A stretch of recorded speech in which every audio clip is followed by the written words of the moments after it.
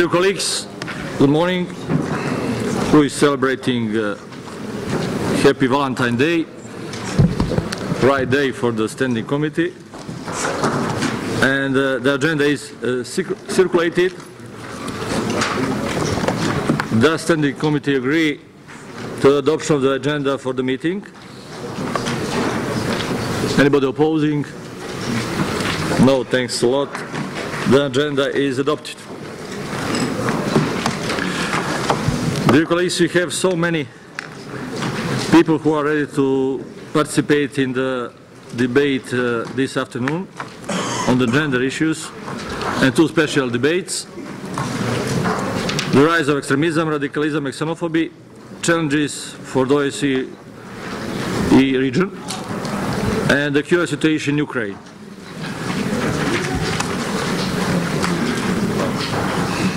Let's be brief, if possible, on the Standing Committee to be more ready for those topics. Dear colleagues, I believe you, or now is on the way, distributed the report of the President of the OSCE Parliamentary Assembly. That's the third topic.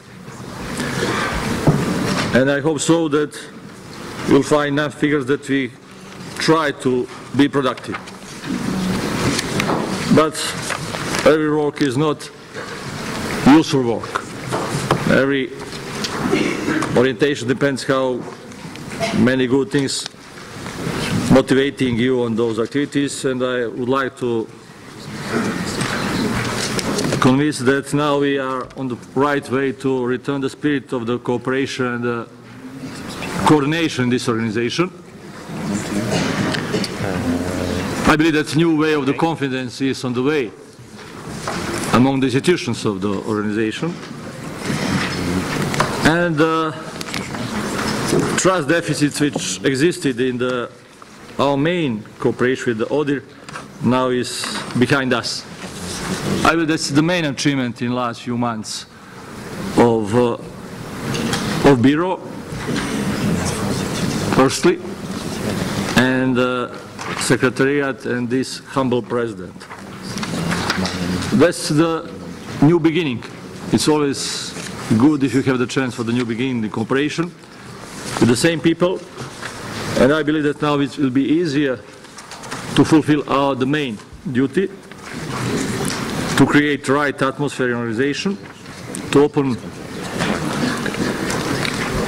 live topics and agenda which are in the focus of our citizens, and at the same time to produce results to improve the situation in those topics.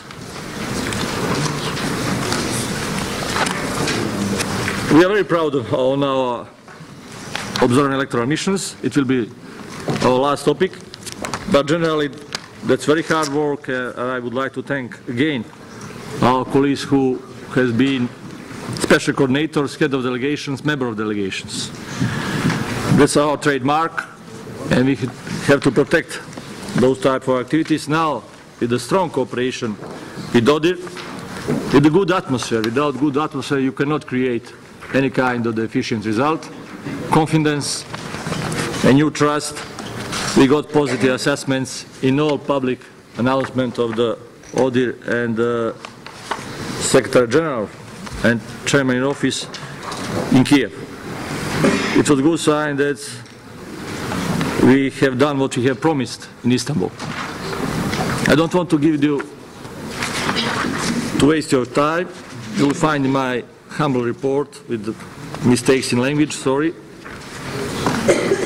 and a few of the others probably, basic evidences, and I would like to establish this type of the reports, and we can discuss in all the other occasions, not just now, about our activities and our possibilities to improve those activities. I am grateful for the people who supported activities of the Bureau and the President in those activities, and who helped that we overcome those very frustrated periods when we had in cooperation with some of the other members of the family.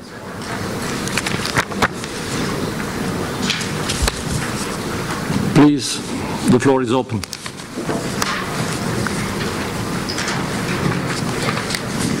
Yes.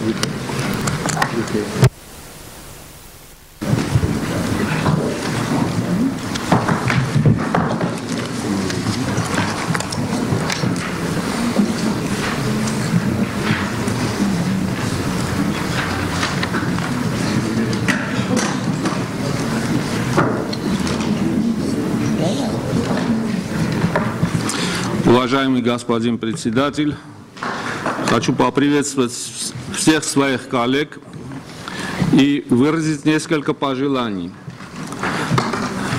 Парламентская ассамблея ОБСЕ в 2015 году будет в торжественной обстановке отмечать 50-летие со дня основания и со дня принятия исторического Хельсинкского заключительного акта по безопасности и сотрудничеству в Европе. В 1975 году в Хельсинки главы 33 государств Европы, Америки и Канады собрались в известном Конгресс-холле и приняли историческое решение, которое во многом предопределило судьбы Европы, Америки и Канады. Теперь, подводя итоги минувших 39 лет, можно сказать, что многое удалось сделать, но еще многое предстоит нам сделать. Хельсинки 1975 – это был прорыв мировой цивилизации 20 века. И теперь мы должны задаться вопросом, те вопросы, с которыми мы идем к юбилею принятия Хельсинкского заключительного акта, они тоже с течением времени будут квалифицироваться как исторические? К сожалению, нет.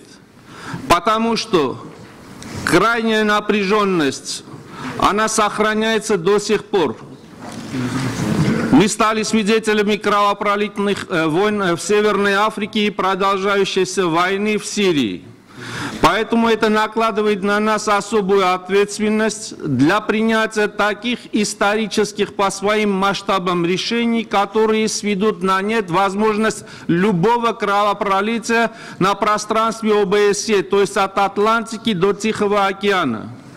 Одним из важнейших подспорий для реализации этой, на мой взгляд, судьбоносной для судеб планеты задачи является принятие таких документов, которые обеспечат установление единого экономического пространства на всем пространстве ОБСЕ, включая Америку, Канаду, страны Европейского Союза, а также страны Таможенного Союза. Это во многом смягчит возможность перерастания экономических войн в горячие войны. И это обеспечит неделимость безопасности на всем пространстве ОБСЕ. Поэтому, думается, было бы правильным уже сегодня приступить к проработке таких задач, которые объективно востребованы временем, которые объективно приведут к искоренению всех возможных причин и поводов для начала экономических войн, неизбежным последствием которых станут горячие войны. Делегация Армении предлагает на встречу Хельсинки-40 проработать такие же документы, которые с течением времени, спустя 10, 15, 20 лет, нашими потомками будут квалифицированы как исторические. Ведь достаточно вспомнить, что 10 принципов, заложенных в Хельсинкский заключительный акт, они коренным образом поменяли обстановку в мире. Так вот, мы обязательно должны сами тоже придумать и вместе сообща принять такие принципы на 21 век, которые позволят цивилизационному развитию всех государств, которые позволят созданию единого экономического пространства от Ванкувера до Владивостока и которые наконец-то обеспечат неделимость безопасности. Спасибо.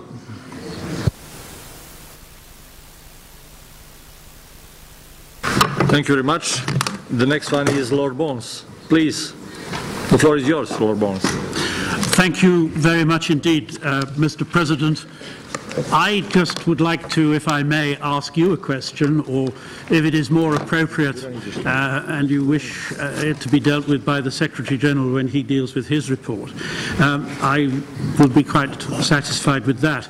But I would just like to ask you about the paragraphs in your report on Helsinki Plus 40, and in particular the overall project, which apparently the Parliamentary Assembly has launched for the 3 seminars in Moscow, Washington, Stockholm, and which, according to the Copenhagen News, will produce a final report to be presented to the 2015 annual session. Can I just say, Mr. President, I am not opposing this suggestion.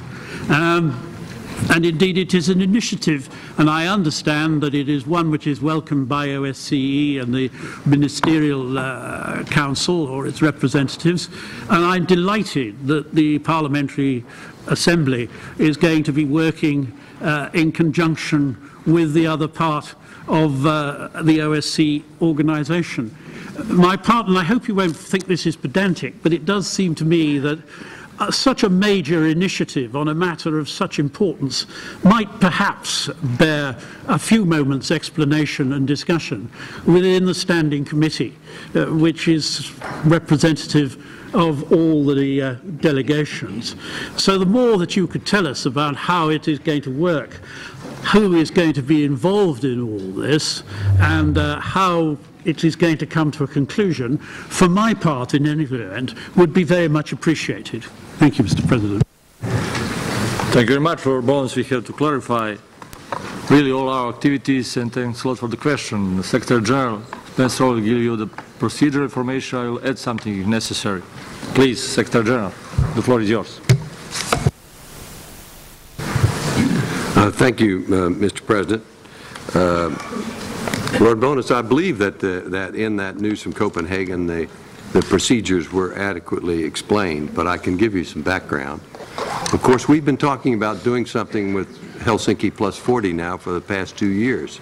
It's been the theme of some of our meetings. There have been speeches and discussions and resolutions and requests for us to recognize this event.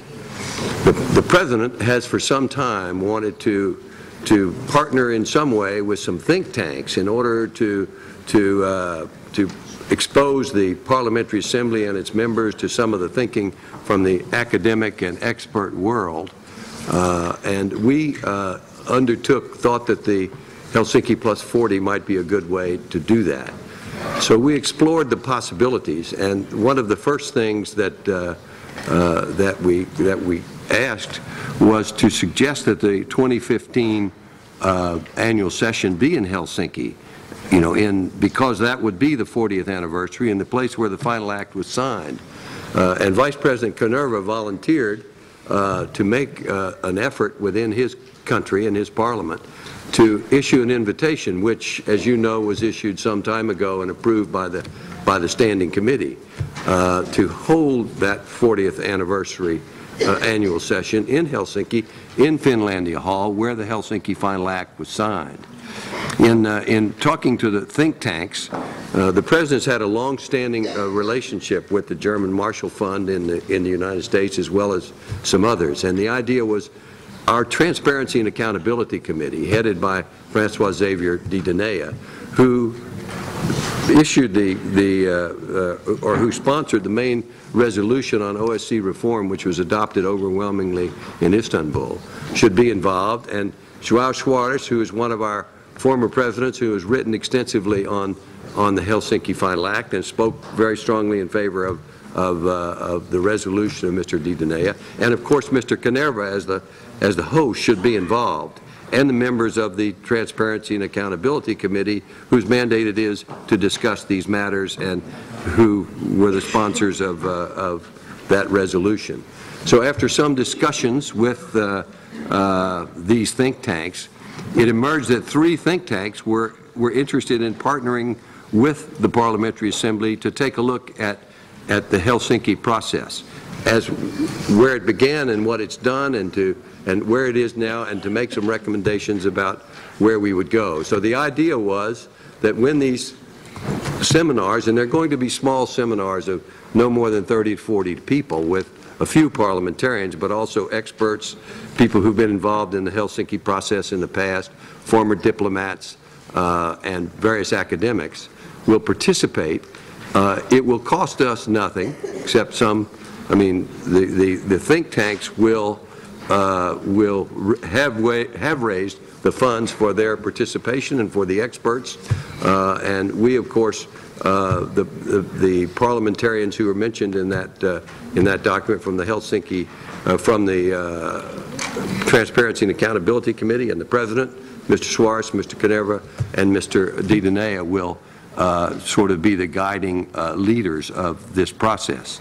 I think it has been enthusiastically received by almost everyone who has commented on it.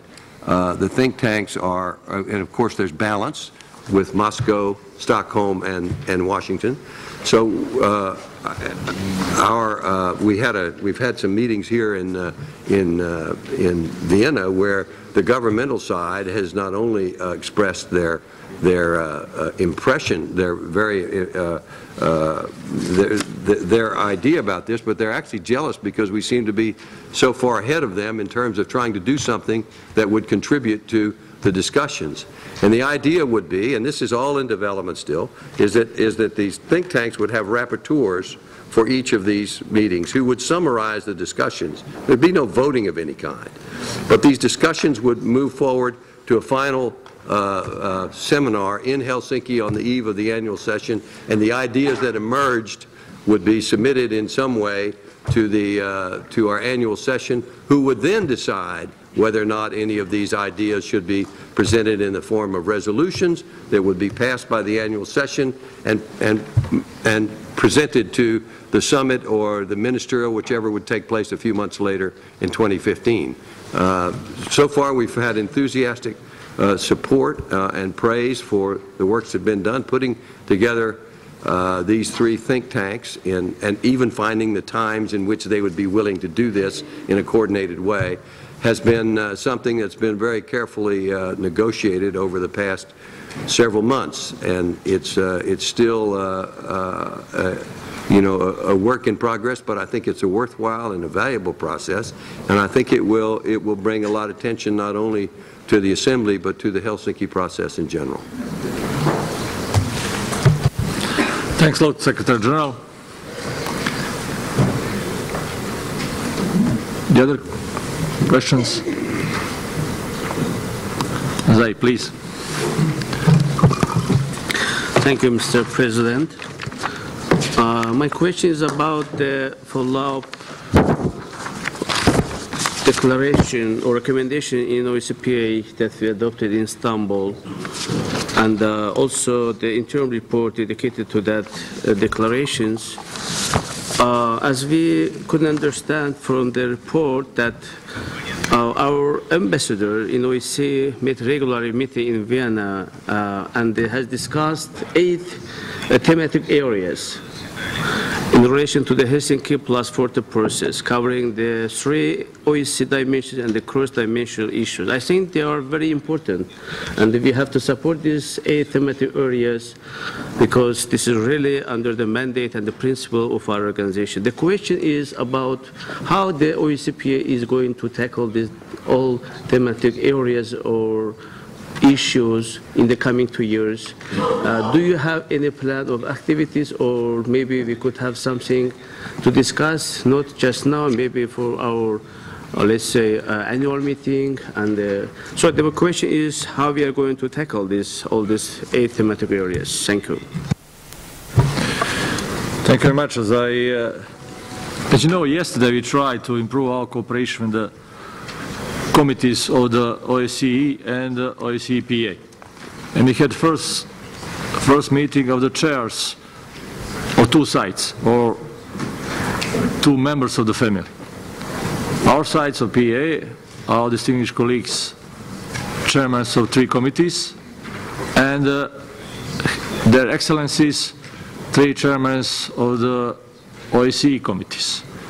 to try to create common activities in follow-up of our common decisions. Many of decisions are overlapping, and we have to work together to implement on implementation. One side adopted with consensus those decisions. We adopted with a strong majority our resolutions.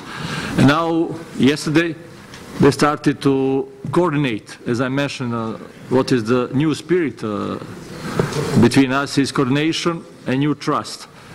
To coordinate the plan of the follow-up mechanisms and to create the common activities in implementation of our resolution or their decisions. It's new step forward in cooperation. It means it is new power for organization. At the same time, new chance for the stronger visibility of organization in area of interest of our resolutions or their decisions. And that's the new step forward in organization, coordination, and the confidence, what is very important. That's now we have. Two days before, we had a meeting with the distinguished ambassador who are managing with the Helsinki Plus 40 process on the governmental side, and we established that type of cooperation. As Secretary General mentioned, we are very satisfied with our activities to open those type of the open debate about future of organization. We are more mobile than they are, what is our advantage, and we are assembly of open minds. We are parliamentarians. We are not servants. We are parliamentarians, elected personalities, and the full mandate of our citizens to think about everything, including about future of our organization, and that's one of our main advantages. And that's the way how we will together. I hope so. In this not always pleasant time inside the OSCE family, the new hard rhetoric, we'll try to make balance with the new possibilities to coordinate and to cooperate inside the family of OSCE.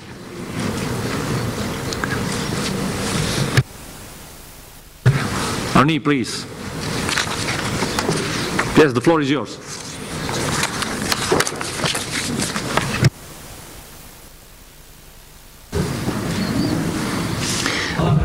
Oui, Monsieur le Président, la délégation française souhaiterait dire tout l'intérêt qu'elle porte au processus Helsinki plus 40 et se réjouir que ce processus bénéficie d'une attention toute particulière de notre AP-OSCE. Notre question est de savoir très clairement de quelle façon vous souhaitez associer les membres de l'AP-OSCE, des délégations, à ce processus Helsinki 40. Est-ce que nous aurons un rôle de spectateur ou est-ce que nous aurons un rôle d'acteur?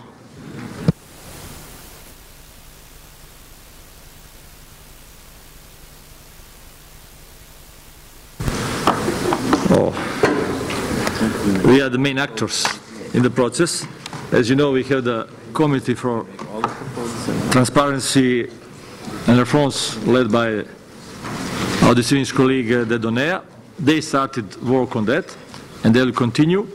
At the same time, I'll try in this type very hard fundraising to include more people on those seminars from our side,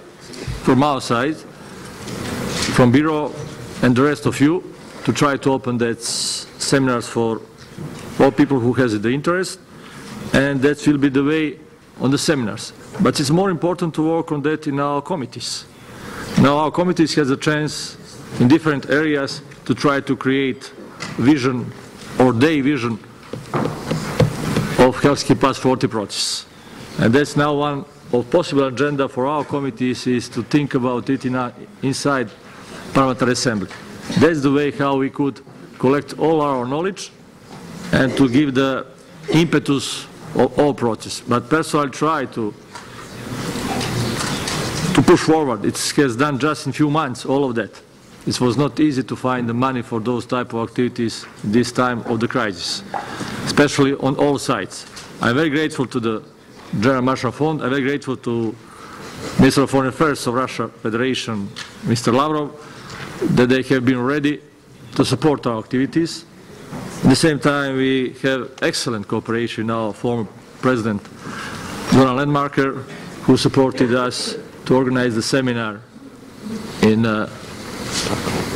Stockholm, and that's many, many activities. Now we have the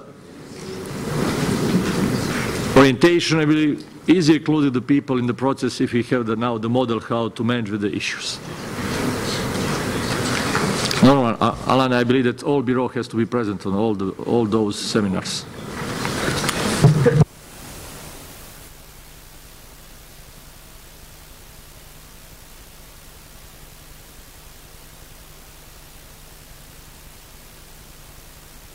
Yes, please. Thank you.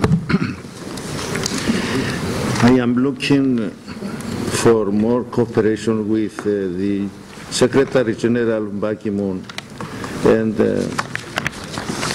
as you had a meeting with him, I would like to have some more explanations about practical measures and practical cooperation with him and United Nations about problems of our area, Europe and some other countries around OSCE. What are you thinking about that? What practical measures, practical cooperation with the United Nations and OSCE you are thinking? And what the Secretary General Ban Ki-moon is thinking about? Thank you. As you know, the General Assembly of United Nations has the name Assembly, but this is not Assembly. This is a governmental site. We are Assembly, and they don't have parliamentary side. And they saw that they have gap between the United Nations and the real representations of the citizens, parliamentarians. They try to find the contacts in this type of organization, especially the biggest one in the world. We are the biggest one, parliamentary assembly in the world, and would like to cooperate with us. They saw that we are effective in the observing missions, which is a part, very important part of the democratic aims of the United Nations. At the same time, they saw that we have very qualified our special representatives. Many of you are here on that job, and they would like to use us because we achieve results, and they would like to cooperate with us. It's not easy because they have special representatives too, but we try now to find the model. Everything is stimulated with the basic orientation to give more chance for the visibility and effectivity of Parliamentary Assembly OSCE, because this is the time of the strong competition among the many assemblies in our area. And we have to offer more results, we have to offer more visibility. And that's the way how to find the partners for our common work and to make multiplication effects of our activities, of your activities. That's the way we try to establish this cooperation. It's not easy, that's the beginning, but we have to try. We have to try.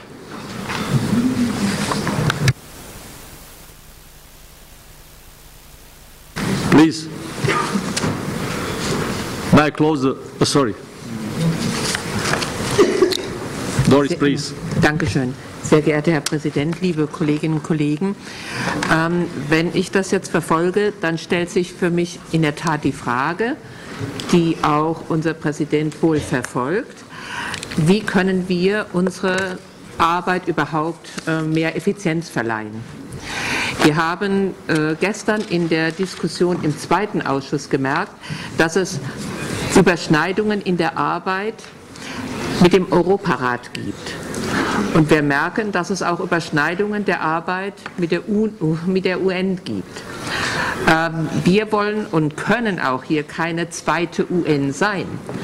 Aber ganz wichtig für uns ist, dass wir unser eigenes Haus, also die Region der OSZE, selbst in Ordnung halten und dann nicht dauernd noch von außen eingegriffen wird. Ich meine, die wichtigsten Spieler Das sind die USA und Russland, die sind ja sowieso bei uns mit dabei. Aber es liegt dann an uns allen, dafür Sorge zu tragen, dass wir die Chancen und Möglichkeiten in unserer eigenen Organisation nutzen, um dann auch, ich sag mal, die UNO ein Stück weit zu entlasten, dass sie sich nicht auch noch mit diesen Problemen zu befassen hat. Insoweit ist es wichtig, denke ich, die OSZE zu stärken. Aber dann müssen wir auch mehr proaktiv sein, mehr handeln. Und da auch uns, wenn ich sage uns, dann meine ich uns als Parlamentarier, dafür einsetzen, in unseren Heimatländern dafür Sorge zu tragen, dass es auch geschieht. In dem Sinne unterstütze ich sehr gerne die Arbeit unseres Präsidenten und vielleicht kriegen wir dann in der Tat hin, dass die verschiedenen Organisationen effektvoller in ihrem Bereich arbeiten können, vor allem aber auch wir hier in der OSZE. Vielen Dank.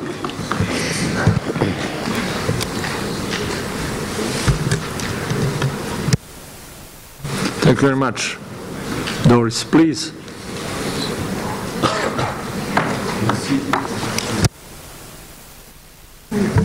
Voilà. Merci, Monsieur le Président. Je pense qu'il est important de renforcer nos actions comme organisation parlementaire dans les régions qui aspirent à une saine démocratie, aux États de droit. Et je pense qu'il n'y a pas personne de mieux placé que nous. L'ONU a des fonctions différentes. Elle s'occupe beaucoup plus des gens sur le terrain, là où il y a des actions nécessaires. Mais l'ONU ne pourra pas emporter les pays à la démocratie parce que la démocratie, c'est les parlementaires qui représentent la démocratie dans notre organisation et dans le monde. Et la différence entre, si je saisis bien, entre les actions de l'ONU et les actions de l'OSCE, ils sont différents et ils sont plus près de la population. L'OSCE est plus près de la population par ses interventions auprès des parlementaires dans les pays en voie de démocratie, d'atteindre une démocratie et des États de droit que l'ONU peut le faire. Parce que l'ONU, ce sont souvent des fonctionnaires et presque tout le temps, et non pas des parlementaires. Ils n'ont pas de mandat légitime pour parler au nom d'une population. Et c'est là toute la différence et l'importance de renforcer la présence de l'OSCE. Merci, Monsieur le Président. Thank you. Thank you very much.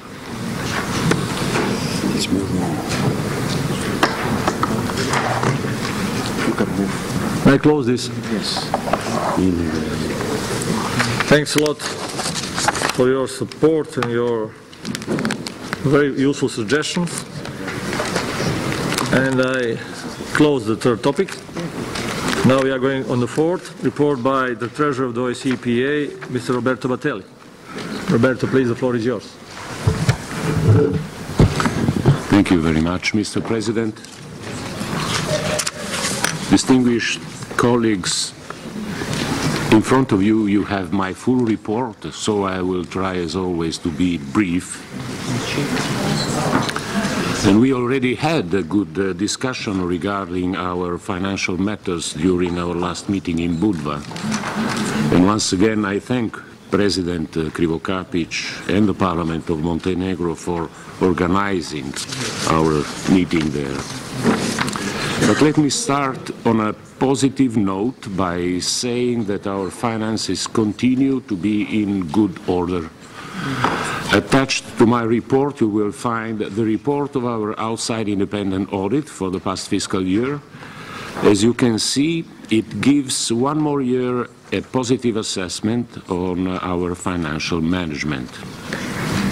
I also wish to inform the Standing Committee that I usually meet with our external auditor each year. In fact, I can meet them anytime is needed. Anyway, I will meet them on the margins of our Bureau meeting on April the 7th. As I informed the Bureau in Kiev last December, we have been slightly above 100% of our approved budget in our expenditures. by only 0.6% of our total budget. And I truly hope that we'll be able to keep it on that level, or even to enter the budget until the end of the financial year. And it has been so far an outstanding achievement that for the 20 previous years in a row, the OSCE Parliamentary Assembly managed to remain within the approved budget. So I'm, in fact, very pleased and very grateful that the Standing Committee in Istanbul agreed on a very much needed small increase of the budget, and this increase was unavoidable in order to continue on our level of activities during the current financial year. Mr. President, I will soon start preparing my proposal for the Assembly's budget for the next fiscal year, together with the Secretary General and his staff. At the meeting of the Bureau in Copenhagen on April, I will present it to the Bureau. And after receiving its feedback and hopefully approval, and in accordance with our rules, I will circulate the draft to the Standing Committee no later than May 28th. In conclusion, Mr. President, I would like to take this opportunity to thank once again the Danish Parliament for its important financial contribution in providing our headquarters in Copenhagen. And I am also very grateful to the Austrian government, who provides assistance to our liaison office in Vienna. As you can imagine, these contributions have made it considerably easier for us to stay within budget while also continuing to expand the activities. And my gratitude also goes to all those member parliaments that have hosted and will host Assembly meetings and events. And let me conclude by once again congratulating and thanking Secretary General and the Secretariat, particularly our Deputy Secretary General, Gustavo Pallares, who is in charge of these matters, for the efficient way they manage our finances. Thank you very much. Thank you very much, Roberto. Are there any questions to Mr. Battelli? Alain, please, the floor is yours. Henri. Oui, Monsieur le Président, merci de me donner la parole. Je crois que nous sommes unanimes à féliciter Roberto Battelli pour la tenue tout à fait exemplaire de notre budget dans une période difficile financièrement pour tous nos pays. Donc nous avons abordé à Budva le problème de la révision du montant des participations de chaque pays, et c'était une façon peut-être habile de nous donner des moyens supplémentaires dans une période où nous avons effectivement besoin de renforcer nos équipes pour être encore plus efficaces. J'ai lu dans le rapport que les choses avançaient. Nous savons aussi qu'au niveau de l'OSCE, il y a une réflexion sur une nouvelle répartition des financements des différents pays. Est-ce que vous pouvez nous apporter davantage de précisions et nous dire quand est-ce que réellement sera mis en place et seront proposées de nouvelles répartitions des charges entre les différents pays de l'OSCE, tant au niveau de l'OSCE proprement dite que de l'Assemblée parlementaire? Ça nous semble une mesure de justice, d'égalité et en même temps d'efficacité. Merci.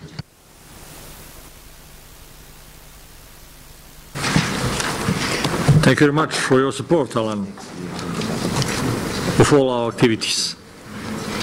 Please, do we have any other questions? No? I can conclude and I will... Roberto, please. Thank you, President. Thank you, Mary. Well, as you know, we are using the same scales of contributions as the governmental side. As you well know now, discussions on the budget is going on here in Vienna, in the Permanent Council. But the discussion of so the budget is not yet approved of the executive part of our organization. But a discussion on the scales is also going on, and that probably will be ended by next year. And if there will be any changes in that, then we will consider whether to follow the same model or not. But if we don't, then we will have to convince our finance ministers back home to consider us differently from the executive part. So it is a discussion that is going on, and maybe in this process of discussing also Helsinki plus 40 or whatever, we can include ourselves in this discussion and try to prove that probably we would need a little more money in order to fulfill totally our scope and raison d'etre. Thank you. Thank you very much, Roberto. Now I can conclude this topic. Thanks again for your hard work, Roberto. The main issue in the present time. Now we have a report of the Secretary General of the ECPA, distinguished Spencer Oliver. Spencer, the floor is yours. Please.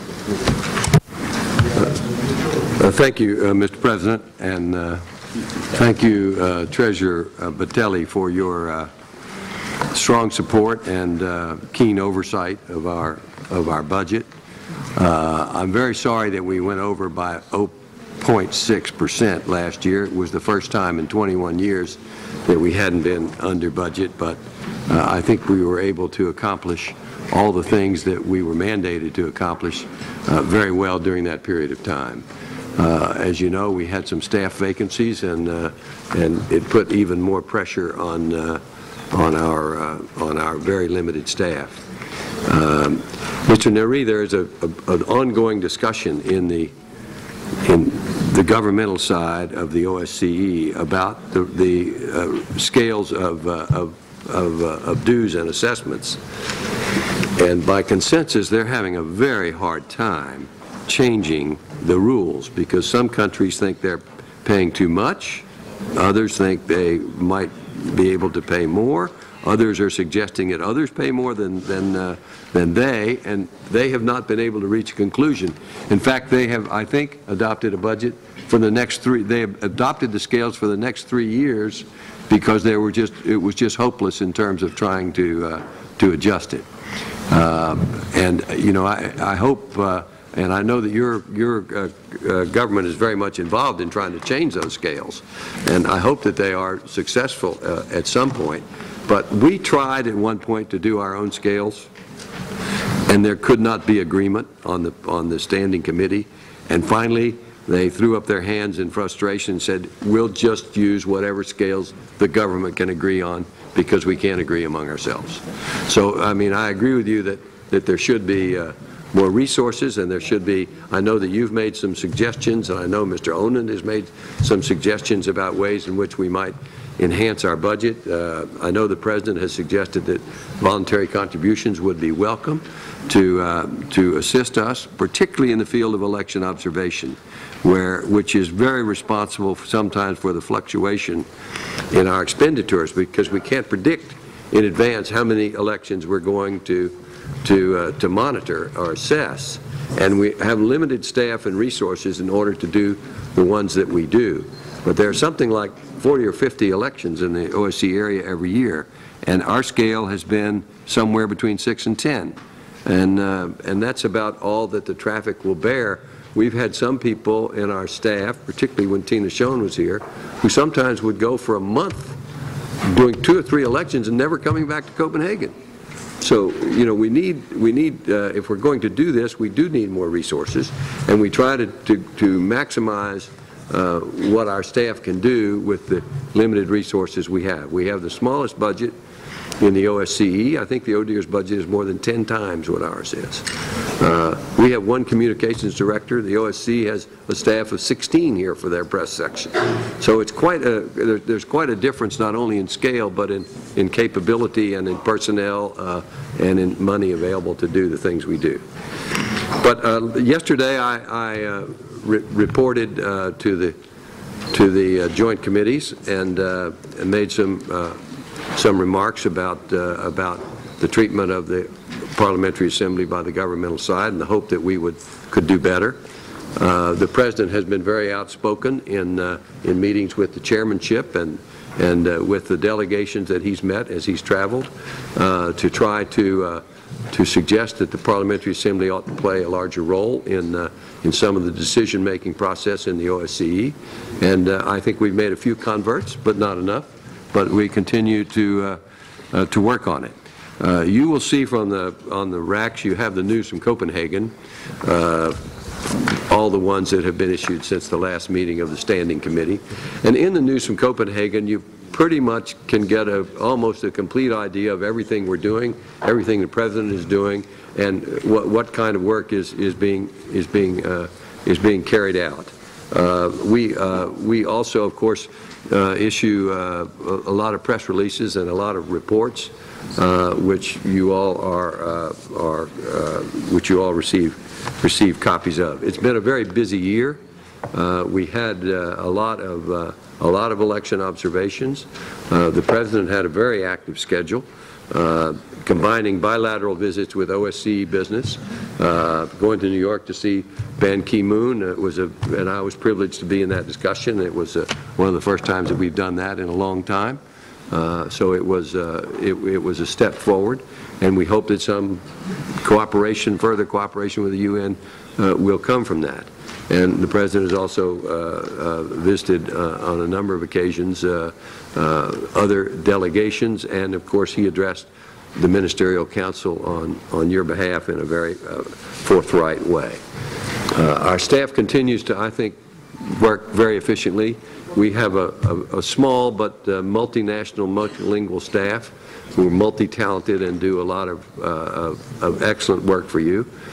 Our research assistants, we have 8 research assistants, 5 in Copenhagen and 3 in Vienna, who support our work and who are very bright young men and women who have done great work for us, and you've seen some of the reports and the analyses that they have distributed.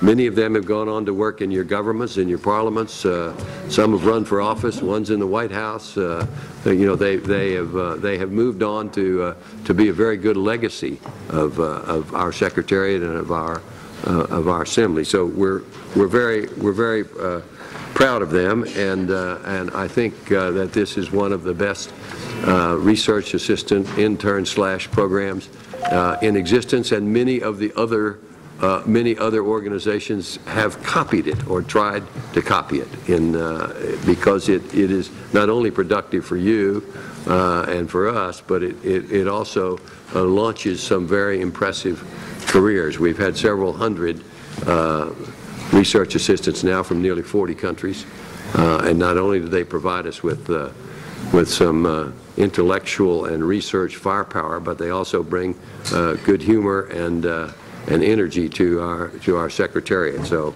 and they're all here, and I hope you'll have a chance to meet them, because they are really quite an impressive group. You know, we had several elections last year, and you'll hear reports from people who were involved in that a little later. Preparations for Baku, you will hear about. I think you've received all the information that's being prepared for Baku, and I think we're going to have, there have been meetings with the Azeri delegation here and in Baku, and I think they're going to organize a spectacular and a very, very successful annual session, and I would commend you to go see. If you haven't been to Baku in a long time, you should go and see what the development and growth has been there. It's very, very impressive.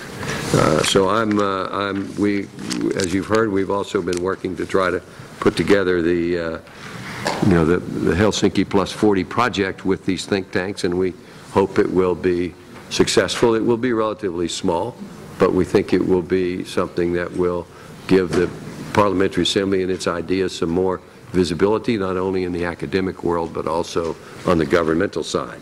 As the President said, we have already begun working with the 8 coordinators here in Vienna. The President joined joined several of these appointed coordinators for dinner a couple of nights ago, and we discussed ways in which we can cooperate and how we can assist each other and work together to make the Helsinki Plus 40 successful, not only on our side but also on their side, and to enhance it. So I think it will be a very successful and I hope productive process.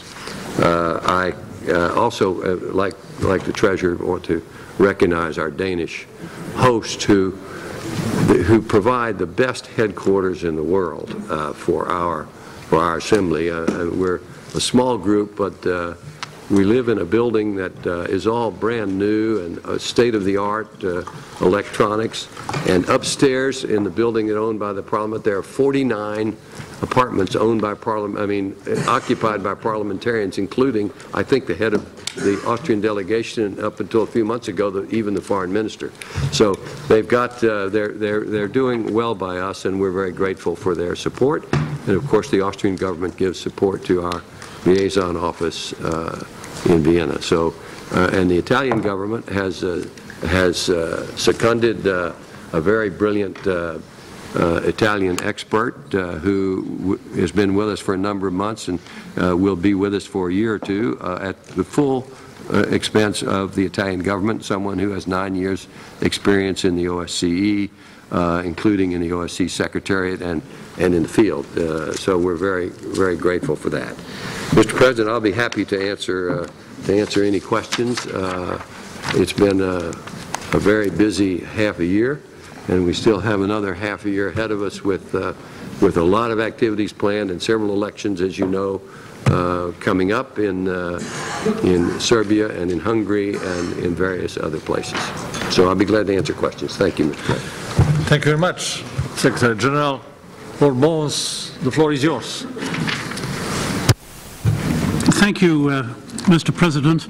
It's not strictly a question, but before we move to the next item, which is going to be dealt with by the Secretary General, in his report he has recorded his thanks to many people. I don't think that I have missed it. I think it would be appropriate at this meeting of the Standing Committee, winter meeting, which is the first occasion for many years that the former Deputy Secretary General Tina Schoen has not been present, and I certainly would hope that amongst the many matters that have been reported and the many thanks that have been given, this Standing Committee would place on record its thanks to Tina Schoen for the work which she did for the Parliamentary Assembly, the assistance that she gave many of the delegations, and that indeed we would request the Secretary General to ensure that a message is conveyed to her of our appreciation and the fact that we asked for it to be recorded.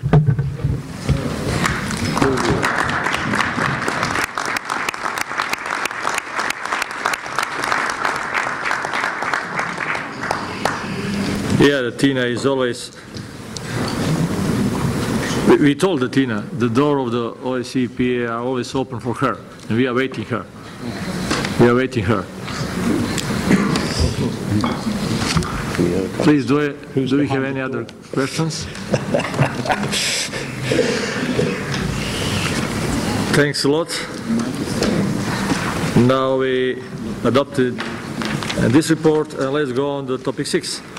Approval of the appointment by the Secretary General of the new Deputy Secretary General of the OSCE Parliamentary Assembly. As you know, there has been a selection procedure in order to fill the vacancy led by the resignation of Deputy Secretary General Tina Schoen. As all of us agree, she was a very important person in our system. But we have now to decide about successor, and I give the floor to the Secretary General, who has the responsibility of the making an appointment to fill the vacancy. Spencer, the floor is yours. Thank you very much, Mr. President. Thank you, Lord Bonus, for your kind words about Tina. She was certainly one of the most spectacular members of our Secretariat and one of the most appreciated.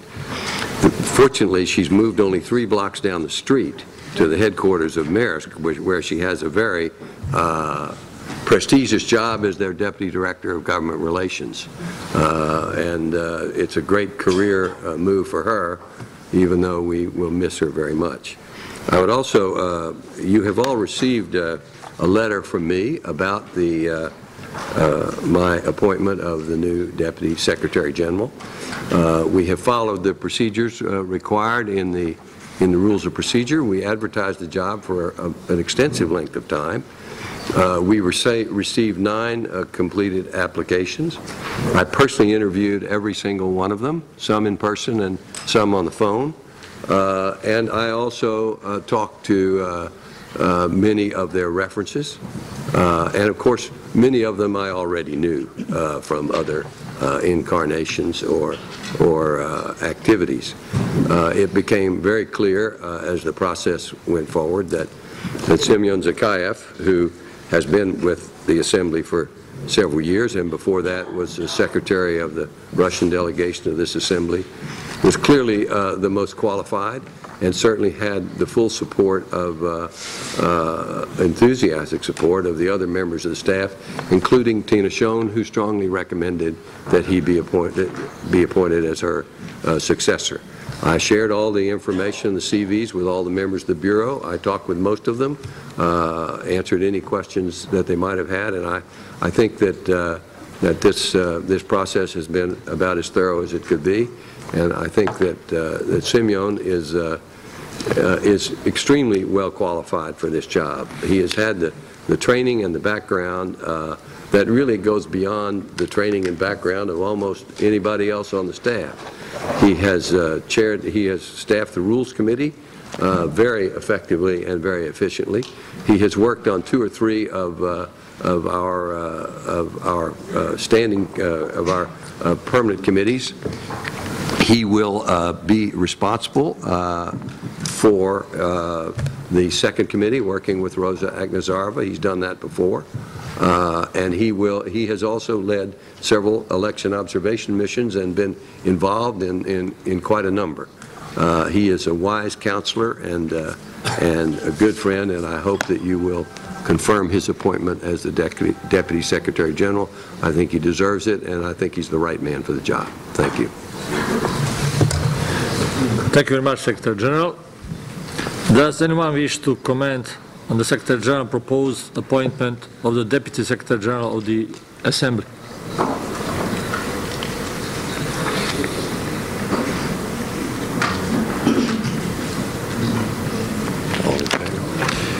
In my parliament is 20 seconds. Lord Bones, please. Well, thank you very much, Mr. President. I don't want to delay the time of the Standing Committee, and I don't want in any way, shape or form to detract from the Secretary-General's recommendation. And what I say does not relate to any personalities at all. I do think it's worth us noting that this is the first time an appointment has been made under the new rules, which we adopted at the annual meeting. And it is extremely important, in my personal opinion, that we do follow those procedures. I'm not suggesting that they haven't been on this occasion, but I do think that because we have an internal candidate that the Secretary-General is willing and able to promote, that should in no way lessen our resolve to ensure that on future occasions the appointments are advertised as widely as possible, that the applications do indeed go to the members of the Bureau so that they know exactly how widely we have been able to attract interest, and that an appointment then be made, whether that then subsequently be internal or external. I hope you will forgive me for emphasizing this. You may think that what I have said is not controversial, but I do know that when we came to make the changes to these rules, not everybody agreed that advertising and transparency, which is indeed the way that all organisations, both national and international, now work, not everybody agreed that that was absolutely necessary. I just want to take the opportunity of underlining that, in my opinion, it is necessary. I'm very glad that we did it on this occasion. The fact that we have made proposing to make an internal appointment in no way invalidates those changes that we made to the rules. Thank you very much, Lord Bonas. Secretary General, please. Thank you, Lord Bonas. I would point out that we followed meticulously the rules of procedure, and the, yeah, I understand that, but I also want to point out that the person who staffed the Rules Committee during all those changes that were adopted was Semyon Zakayev. Thanks a lot. We always have a very intellectual discussion about personalities. What is good? What is good? The next one. Please, the floor is yours. Walburga, the floor is yours.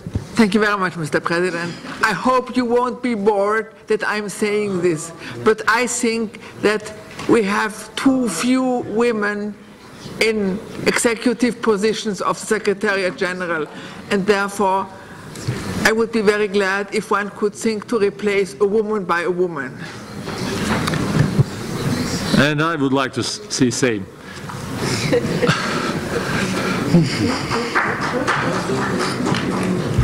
But, you know, the Secretary General is responsible for the system, and he has the many elements for decision. Secretary General, please. Mr. Chairman, I thank the distinguished chair of the Swedish delegation for her remarks, and I concur. Tina Schoen was the first woman elected or appointed to a Deputy Secretary General's job in any of the international parliamentary assemblies. She was the highest ranking. We also have, and I'm very proud of this, we have had the best record of gender balance in our Secretariat of any international parliamentary assembly or any OSCE institution by far.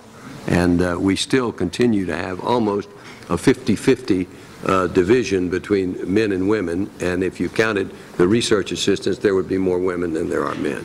So I'm very proud of that, and certainly there was one woman who applied, who I interviewed personally in the office, who was a very talented military officer, but had no parliamentary experience whatsoever. And I was very pleased that she applied, but she was the only one who applied, and Semyon Zakayev's credentials are just overwhelmingly positive for this job.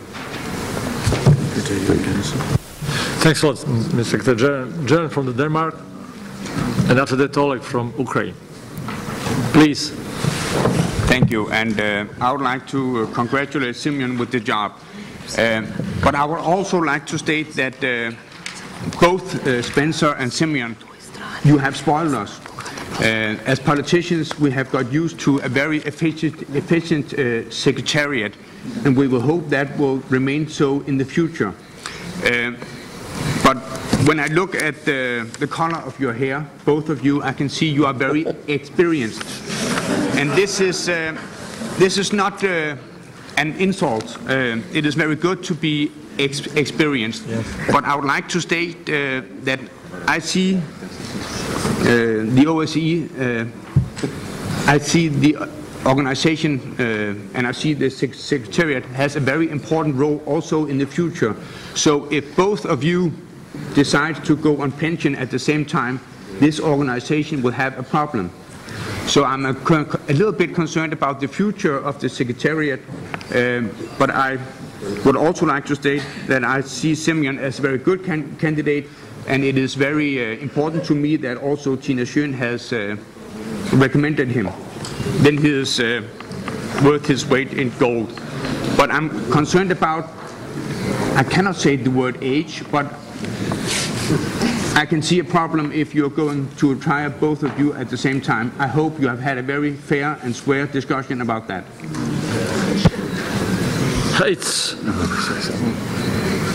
People has the same rights. It's not dependent on the age. It's not dependent on the age, and we have to think about it, especially in this organization. Especially in this organization, and I don't think so that you need to answer on that. I just wanted to show that I was still not. We had to protect. We had to protect elementary rights here in discussion. We had to protect. Oleg, please, the floor is yours. Thank you, Mr. President. Уважаемый господин президент, уважаемые коллеги, как не парадоксально, но мнение нашей делегации, очевидно, будет одним из самых незаангажированных и объективных. Почему это парадоксально в определенной степени? Потому что у нас был свой кандидат на эту должность.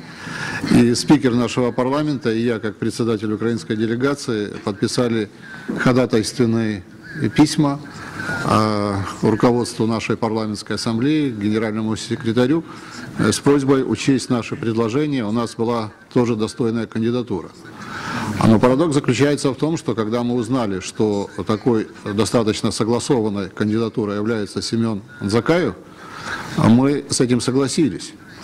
И согласились, исходя из ключевого момента, что в этом человеке, с которым наша делегация активно работает и который активно работает с нашей делегацией, сочетаются очень две важные вещи. Это профессионализм, с одной стороны, и доброжелательность, и готовность помочь и подсказать с другой стороны. Мне кажется, что это очень хороший симбиоз. Симбиоз профессионального работника. Посему наша делегация считает, что предложенная кандидатура Оливером Спенсером является оптимальной, и поэтому, несмотря на то, что у нас была своя кандидатура, мы соглашаемся с кандидатурой Семена Закаева и готовы голосовать за нее. Это достойный человек и работник. Спасибо.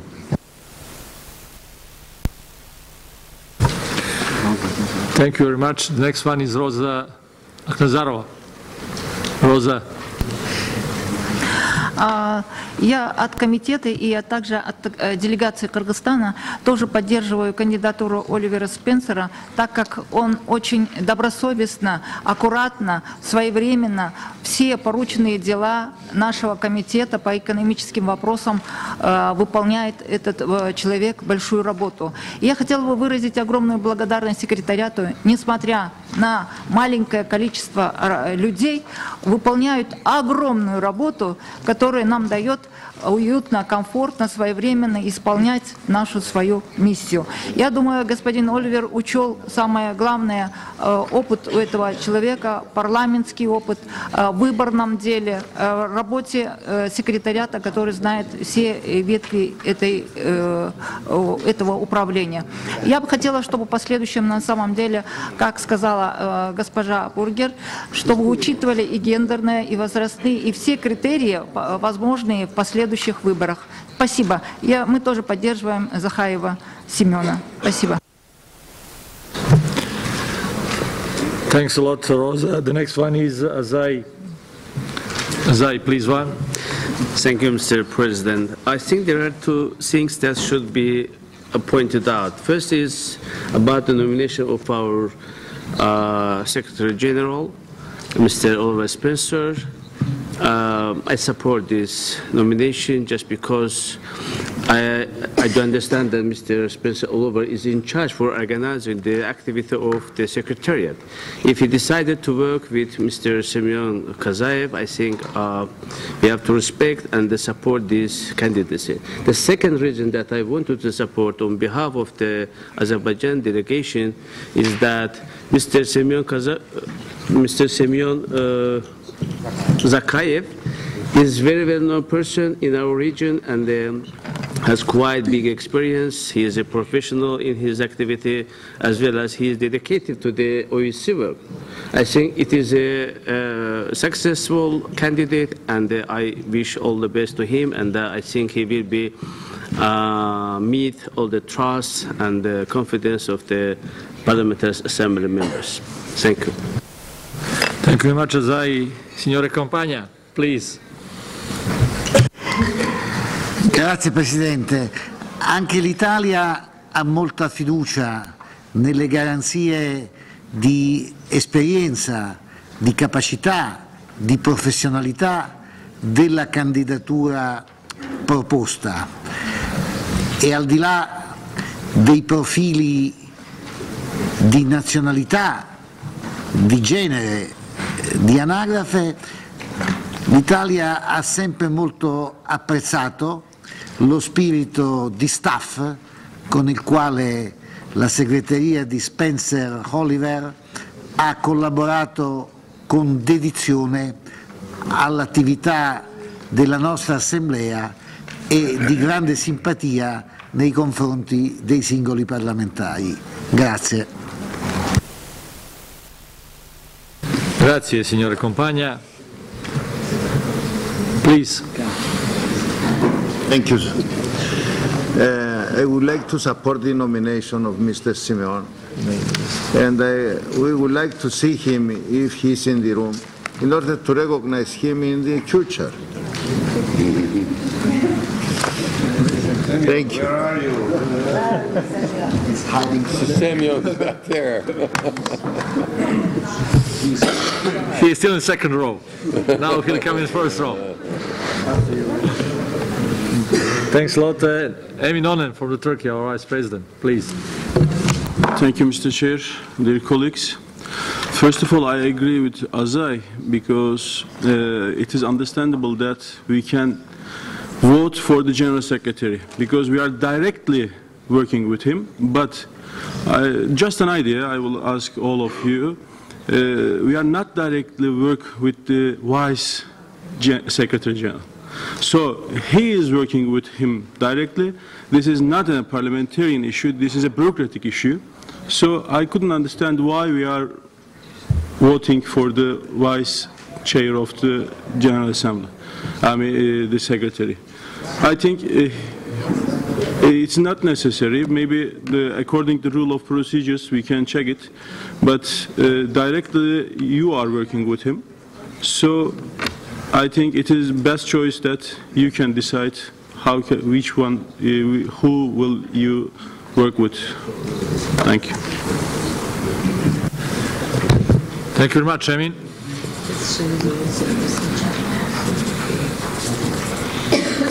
Now they are broadcasting us and I cannot see all of you, but it's okay. It's okay. It's okay. We don't have other participants. I just have to remind you on our rules of procedure before voting. According to the rule 40.3, I'm quoting, the Standing Committee shall confirm by a two-thirds majority of the votes cast the senior appointments made by Secretary General to the two posts of Deputy Secretary General. Now we are ready to vote for the proposal. Semyon Zakayev for the new Deputy Secretary General. I open the floor.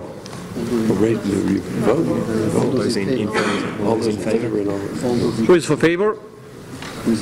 Raise their hands. Okay. Clear. I can see total majority, but I will check. Ask who's against. Who's against? Who is against? Nobody. No one. I can congratulate Semyon. Zakayev on his appointment, and Somebody's asking for the floor. please. I'm sorry, will you ask for abstentions? Sorry. Sorry. Applauded, and I understood that no abstention. Do we have abstention? 1, 2, 3. 1, 2, 3. Yeah, 3. 3 nice ladies. Understandable. I will confirm again. I'll confirm again. And I congratulate again. That's really two times I can congratulate him. Now we close topic 7, and let's go on to topic 6. Sorry, let's go on to topic 7. Reports on election observation activities. Dear colleagues, before we start with the reports from our respective special coordinators on election observation activities, I would like again to repeat, to emphasize the question of cooperation between OSCE, EPA and ODIHR. Now we are in the new era of the cooperation, and I'm glad to confirm that in all previous statements. And as usually, we are so proud of activities of our special coordinators. And I hope so that we'll continue to be leader in this type of activity. It's always important who is leading the system, as we mentioned before, about our secretariat, now about our special coordinators.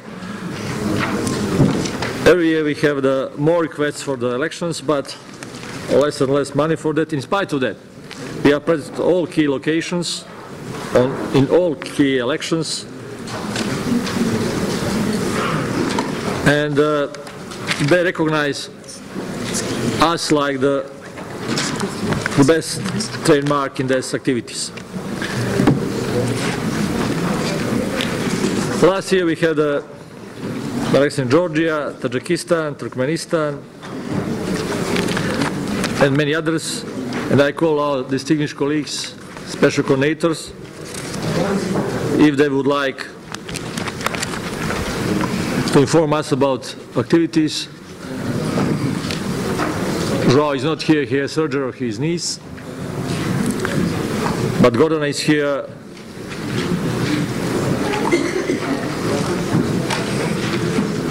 On Tajikistan. Yeah, on Tajikistan. Thank you. Ladies and gentlemen, I would like to take the opportunity to thank President Krivokapich for the nomination and the Ukrainian chairmanship for the appointment as special coordinator to lead the election observation mission in Tajikistan last November.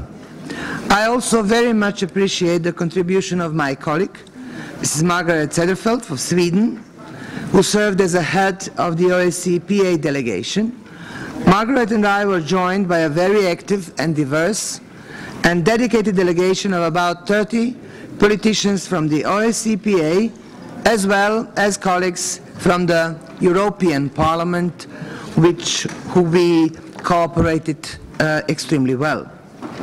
As you may have seen from our statement, we felt that the election did not offer a genuine choice to the voters in Tajikistan, and that was the most important conclusion that we agreed upon. We were very pleased to meet the opposition candidate, human rights activist and first female presidential nominee in modern Central Asia, Mrs. Bobo Nazarova. She was supported by the opposition parties, Islamic Revival Party of Tajikistan and the Social Democrats.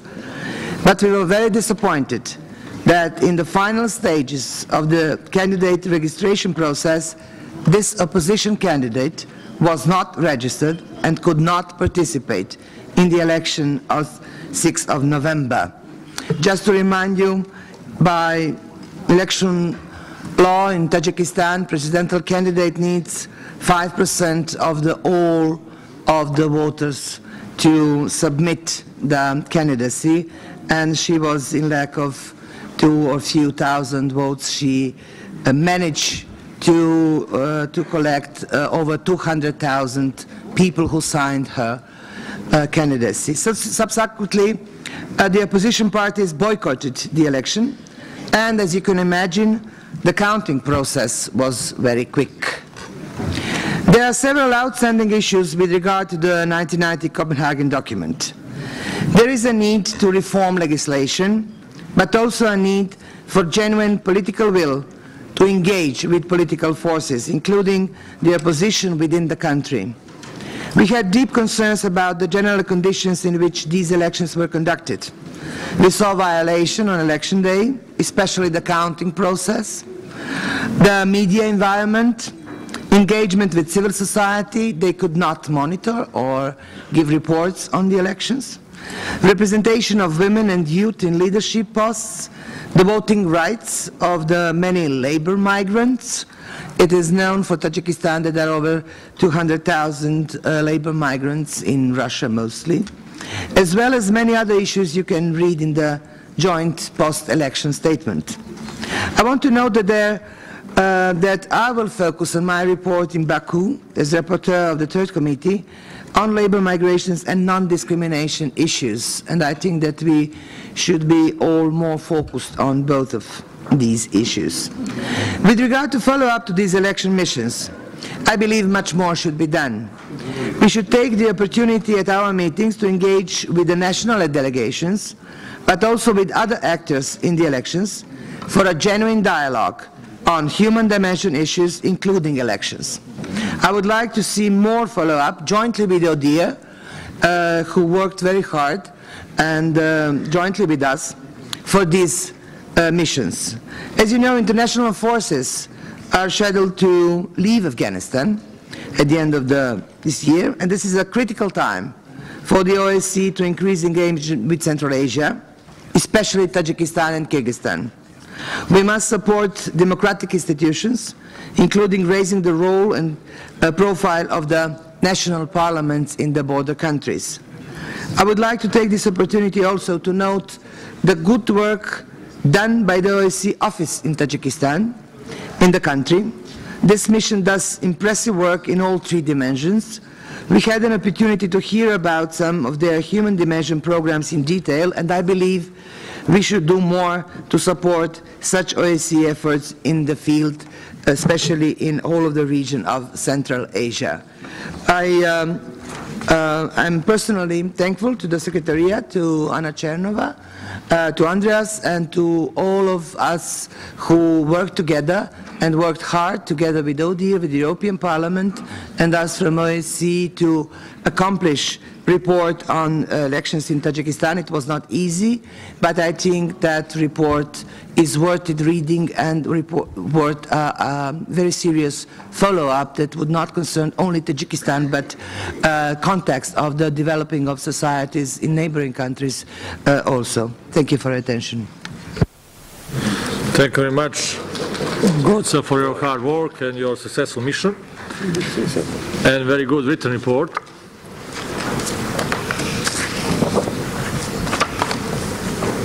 We don't have any comment, and let's go on the next report of Turkmenistan on 5th December 2013.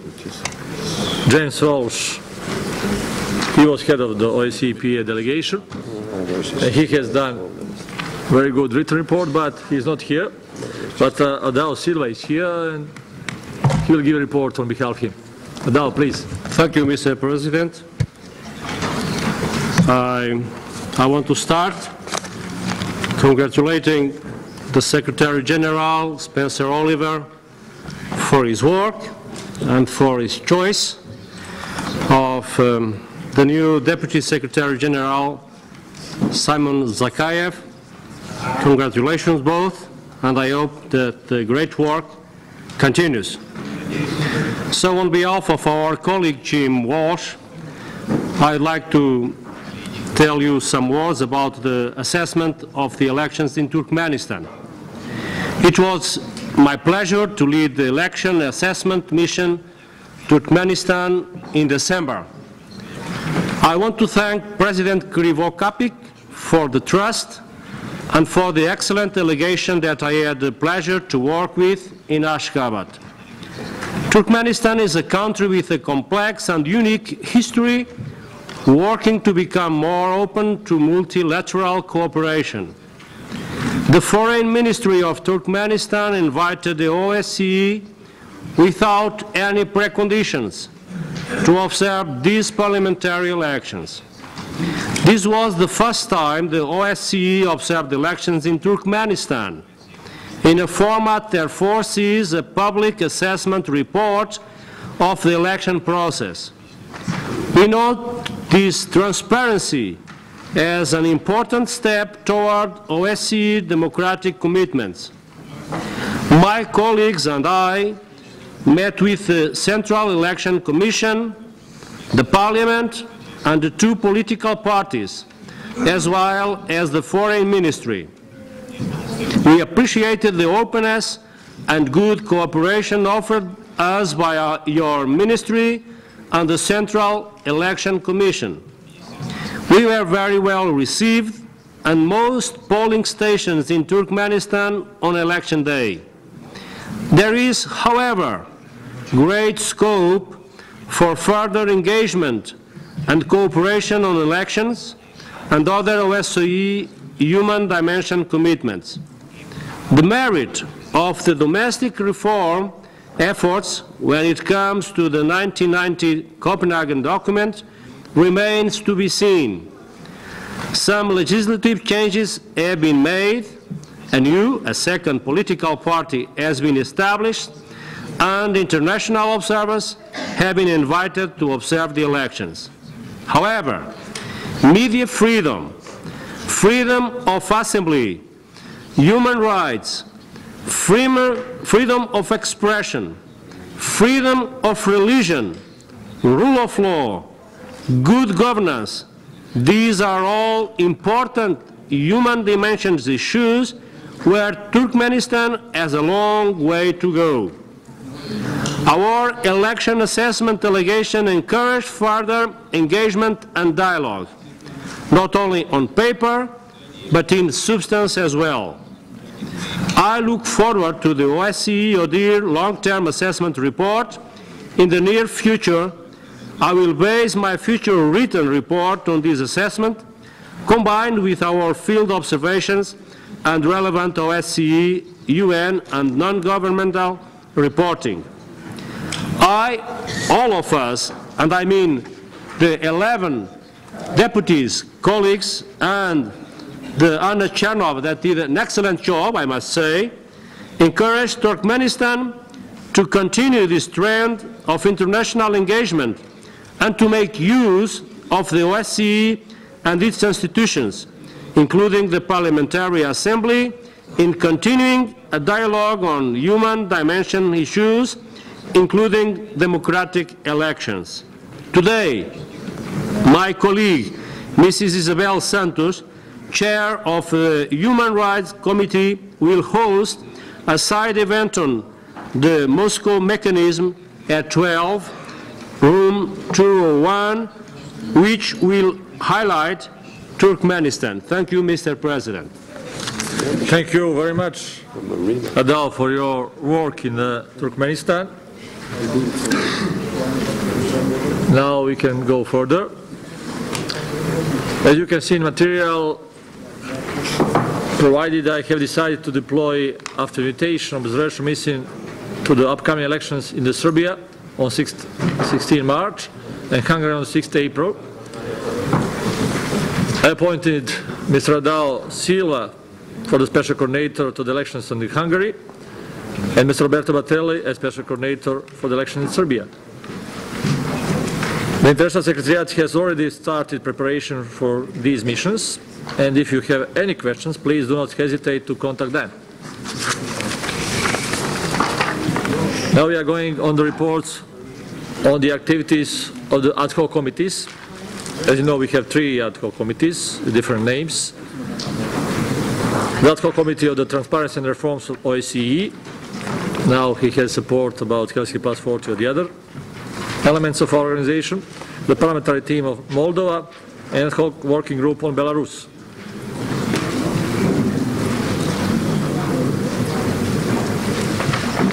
Are there any comments?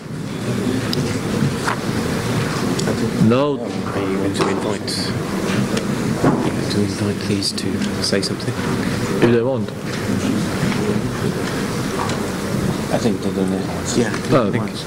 Mr. Delaunay, please, the floor is yours. Thank you. Thank you, Mr. Chairman. Dear colleagues, I think it is necessary to explain to you briefly what the Transparency Committee is all about, and to start with a brief historical overview of the committee's activities. The committee started its work in 2001 under the chairmanship of Congressman Steny Hoyer from the US. The main goal of the committee back then was to strengthen the role of the Parliamentary Assembly in the work of the OSCE, and by doing so to increase the level of transparency and accountability within the OSCE's work. As a concrete result of the work of the committee at that time, the OSCE PA Secretariat was able to open a liaison office here in Vienna. And due to the work of the Assembly's leadership and Ambassador Notel's excellent work, we are now well represented in all OSCE meetings here in Vienna. Mr. Notel, along with his colleagues, as the Assembly representatives, are able to speak at a permanent council meeting to promote and defend the Assembly's positions. Under the leadership of Solomon Pasi, who succeeded Mr. Hoyer, and Johannes Koskinen from Finland, the committee focused on providing input into the Corfu process. The committee compiled a list of OSCE PA priorities in the format of a Corfu discussion and forwarded this to the governmental side of the OSCE. Last year, the committee worked on the topic of the future of cooperation between the OSCE PA and ODIHR in election observation. I have repeatedly reported on this issue, and my recommendations are well known to you, so I will not be going into further details. It is, however, with satisfaction that I can conclude, as President Krivokapic already did today, that a good working relationship between the PA and ODIHR is now in place, and election-related cooperation is steadily gaining momentum. The committee, the Transparency Committee, is now going to work on the Helsinki Plus 40 colloquium project. As you all know, August 2015 will mark the 40th anniversary of the Helsinki Final Act.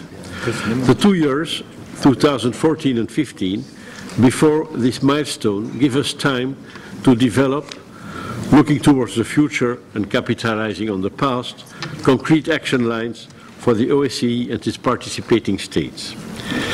The Transparency Committee's key mandate and objective in the run-up to Helsinki Plus 40 is to pilot the Helsinki Plus 40 colloquium project and to provide input in our deliberations on Helsinki Plus 40, supporting the work of the project leaders of the Helsinki Plus 40 colloquium, Mr. Kanerva, our colleagues Kanerva, Soares and myself. In my view, the Helsinki Plus 40 colloquium project provides a crucial opportunity for us to reinvigorate our mission as an organization. Drawing on a rich cross-section of the project's many interlocutors, this initiative will help us reflect on what we've accomplished and verify where we must reform in order for the OSCE to stay relevant and effective. The ad hoc Committee on Transparency and Reform of the OSCE Assembly is particularly well suited to contribute to this ambitious initiative. I thank you.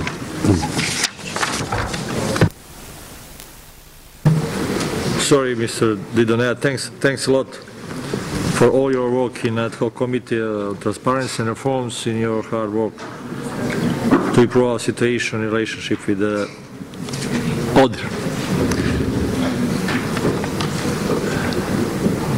Now we can hear the others if they would like. It's not obligatory.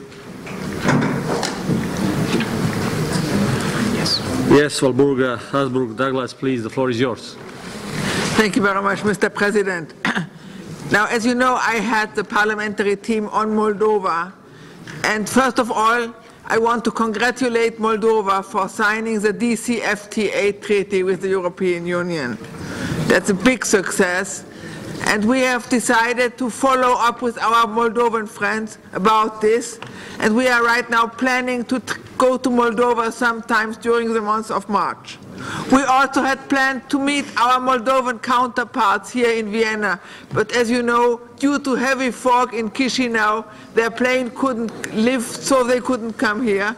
But they know we are going to see them in March, and I think that's a very good thing to see and to follow up with them. And then we also had, during the bureau meeting in Kiev, we had a long discussion with the chairman in office about the situation of Transnistria, and we intend to follow up this. Thank you very much, Mr. President. Thank you very much, Walburga, for your hard work and activities all the time about Moldova. Do you have any other participant? Well, I can close this part of our topic 7. Yeah. I missed to, during our discussion about observing mission, to give the floor our dear colleague from Macedonia, Anna Pavlovska Daneva. Sorry, I missed to see her, and now she has the floor. Anna, please. Thank you.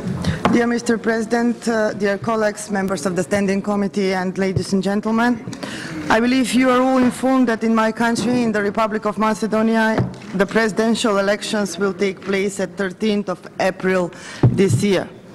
According to this, the President of Macedonian Parliament, Mr. Veljanovski, sent an invitation to OSCE Parliamentary Assembly to take a part in the process of monitoring those presidential elections, which will be carried out by the State Election Commission. I would also like to inform you that we are accepting, we are not sure, but according to the political circumstances in my country, there is a possibility at the same time to have also the parliamentary elections.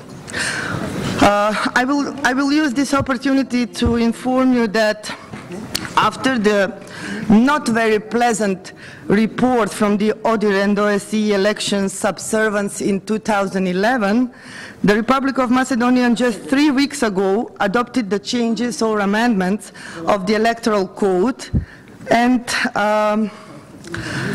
that way the recommendations issued by ODIHR and OSCE became a part of our legal system.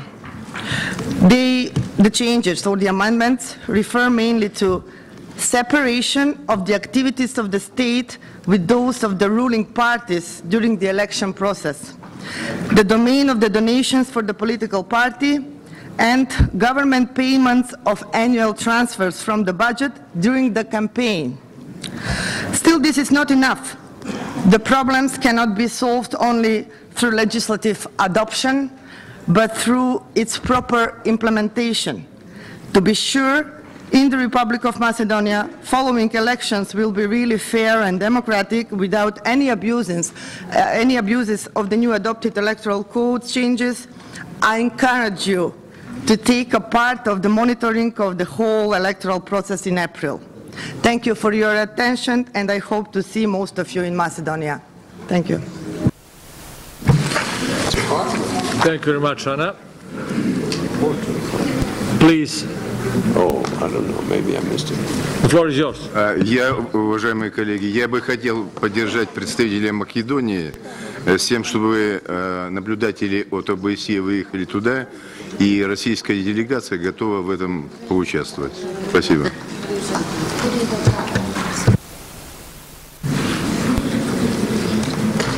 Thanks a lot for the readiness. We'll see, because we usually not organize observer mission on the presidential elections if we don't have so disputable elections.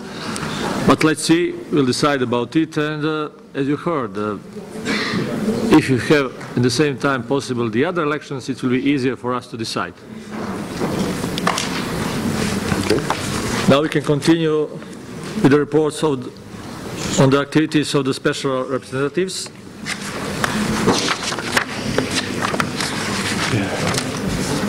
Who would like to take the floor? Ignacio, please. The floor is yours, Ignacio. Special Representative on Border Cooperation. Gracias, presidente. Como saben los colegas, el eje central de la labor de esta representación especial es extender la idea del ciclo del conflicto más allá de una mera frontera segura. La idea es que un conflicto entre vecinos no termina solamente con una frontera segura, sino que termina cuando hay una frontera cooperativa, de tal manera que la creación de lazos humanos, económicos y sociales en una frontera se convierte en una medida de creación de confianza, se convierte en una medida de rehabilitación post-conflicto y se convierte, sobre todo, en una medida preventiva para evitar o dificultar el retorno a la lógica del conflicto.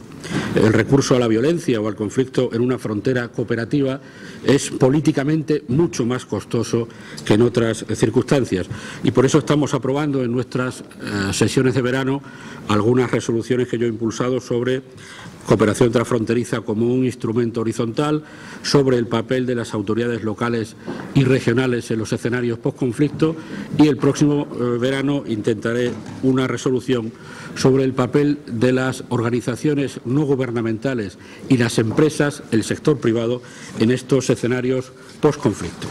Queridos colegas, el panorama general sobre la política de fronteras en nuestra área es pesimista.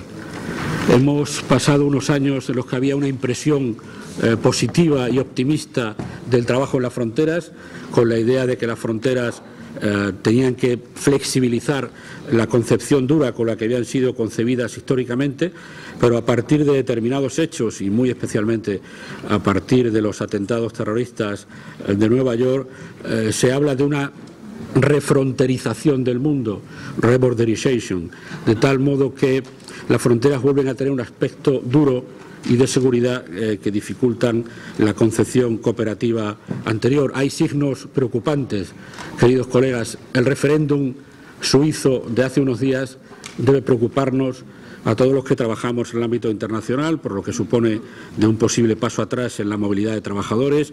Ha habido conflictos recientes entre España y Gibraltar por los trabajadores fronterizos. Hay, obviamente, en situaciones bélicas como la de Siria, la enorme presión de los refugiados, de tal manera que en este marco, que es poco positivo y preocupante, el trabajo de este representante especial se ha centrado en lo siguiente. Ha habido una visita a la línea administrativa entre Osetia y el resto de Georgia, acompañado de Roberto Montella, en la que hemos podido examinar, tenemos unas fotos, Jürgen, por favor, hemos podido examinar en esta línea, que no es una frontera, si pudieran bajar un poco la luz, podríamos ver las fotografías, si no va a ser muy complicado.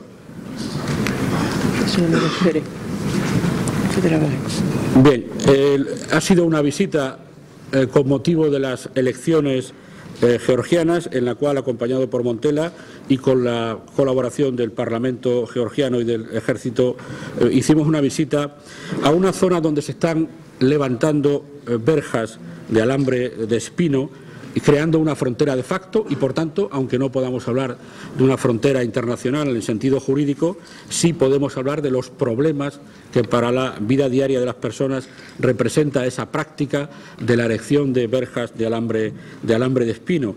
En esas fotos, en las que no podemos ver bien, hay unos granjeros que no pueden acceder a sus granjas, hay unas personas que no pueden ir al banco a cobrar su pensión, hay personas que tienen dificultades para acceder a los servicios médicos o hay personas, se pueden ver en algunas, esa persona es un granjero que debió desmontar parte del material de su casa y trasladarla 300 metros al interior de la zona lejana de la línea para salvarla y luego fue quemado.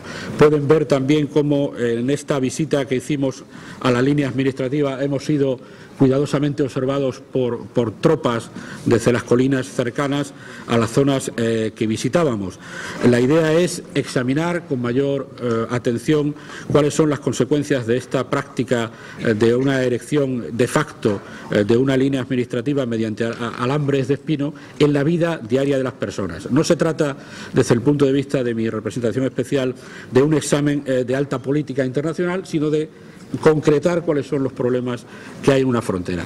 Ahí ven ustedes cómo en los árboles se han instalado cámaras para poder seguir esa línea de verjas y saber quién la puede cruzar, y las personas que la cruzan ilegalmente están sujetas a multas administrativas. Por lo tanto, esta visita pudo hacerse con motivo de las elecciones de Georgia, con apoyo del Parlamento georgiano y del Ejército, pero quienes están sobre el terreno, no hace falta que yo diga aquí en qué circunstancias la misión de la OSCE abandonó Georgia. Quienes están sobre el terreno es la misión de la Unión Europea, que tiene allí desplazado material y personal, y por tanto ellos son los que conocen con mayor precisión qué está pasando en esa frontera. Por ello me trasladé en diciembre pasado a Bruselas para tener entrevistas con el director general del Servicio de Acción Exterior Europeo de la Unión Europea, el director general para Europa del Este, Asia Central y Relaciones con la OSCE, el embajador Fernández de la Peña, y con el embajador Philippe Lefort, que es el representante especial para el Cáucaso y la crisis de Georgia. Ambos coincidieron en el trabajo, en valorar el trabajo que se estaba haciendo desde esta aproximación micro, y ofrecieron todo el apoyo de la misión de la Unión Europea para una segunda visita más demorada, específica, porque aquí fueron apenas 4 horas de visita, en la que podamos apreciar en mayor medida para informar a la OSCE de la situación, incluso en la medida en que nuestros colegas georgianos lo puedan considerar adecuado, hacerlo también desde el otro lado de la línea administrativa con las autoridades de facto osetias.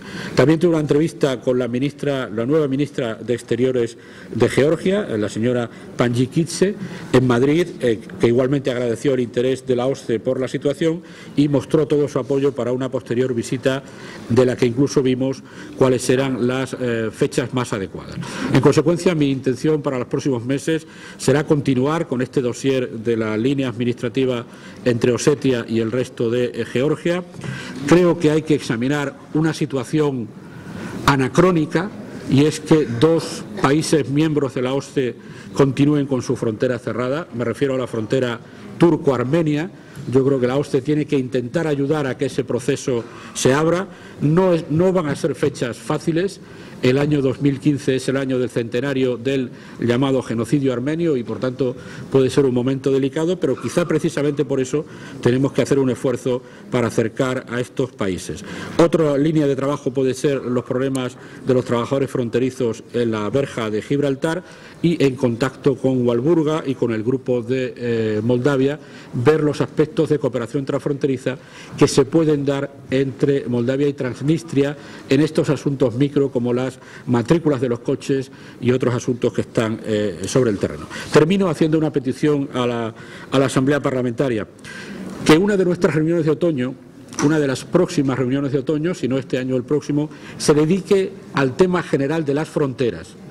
No digo solo a cooperación transfronteriza, a fronteras en relación con seguridad, formación de policías, recepción de refugiados, en todos los aspectos que cubre el problema de las fronteras, porque creo que sería una reunión monográfica que daría valor y daría peso y visibilidad a la Asamblea Parlamentaria en el resto de la organización. Y una segunda petición, que nuestra Academia de Bishek, una academia dedicada a los problemas de frontera, incluya en sus programas de enseñanza, además de los aspectos de seguridad absolutamente necesarios, también esta nueva visión de las fronteras como un espacio cooperativo y como una medida de creación de confianza para evitar conflictos. Nada más y muchas gracias, colegas. Thank you very much, Ignacio. I just would like to confirm that this T-shirt of Roberto is not official equipment of the Italian army, and he was not in that function on the board. Prevention measure. Yeah. Just to protect Italian army. I thought the FSB would... Who is the next one? We have 12 special representatives. If somebody would like to take the floor. I might say something. Anybody else? Wait a second. There's Vassan back there. Michel Voisin, please. The floor is yours. Special representative for Afghanistan.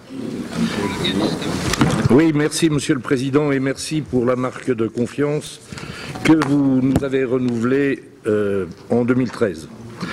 En 2014, c'est une année clé pour l'Afghanistan, un tournant qui inquiète les pays voisins. Le 5 avril prochain se tiendront en Afghanistan les élections présidentielles.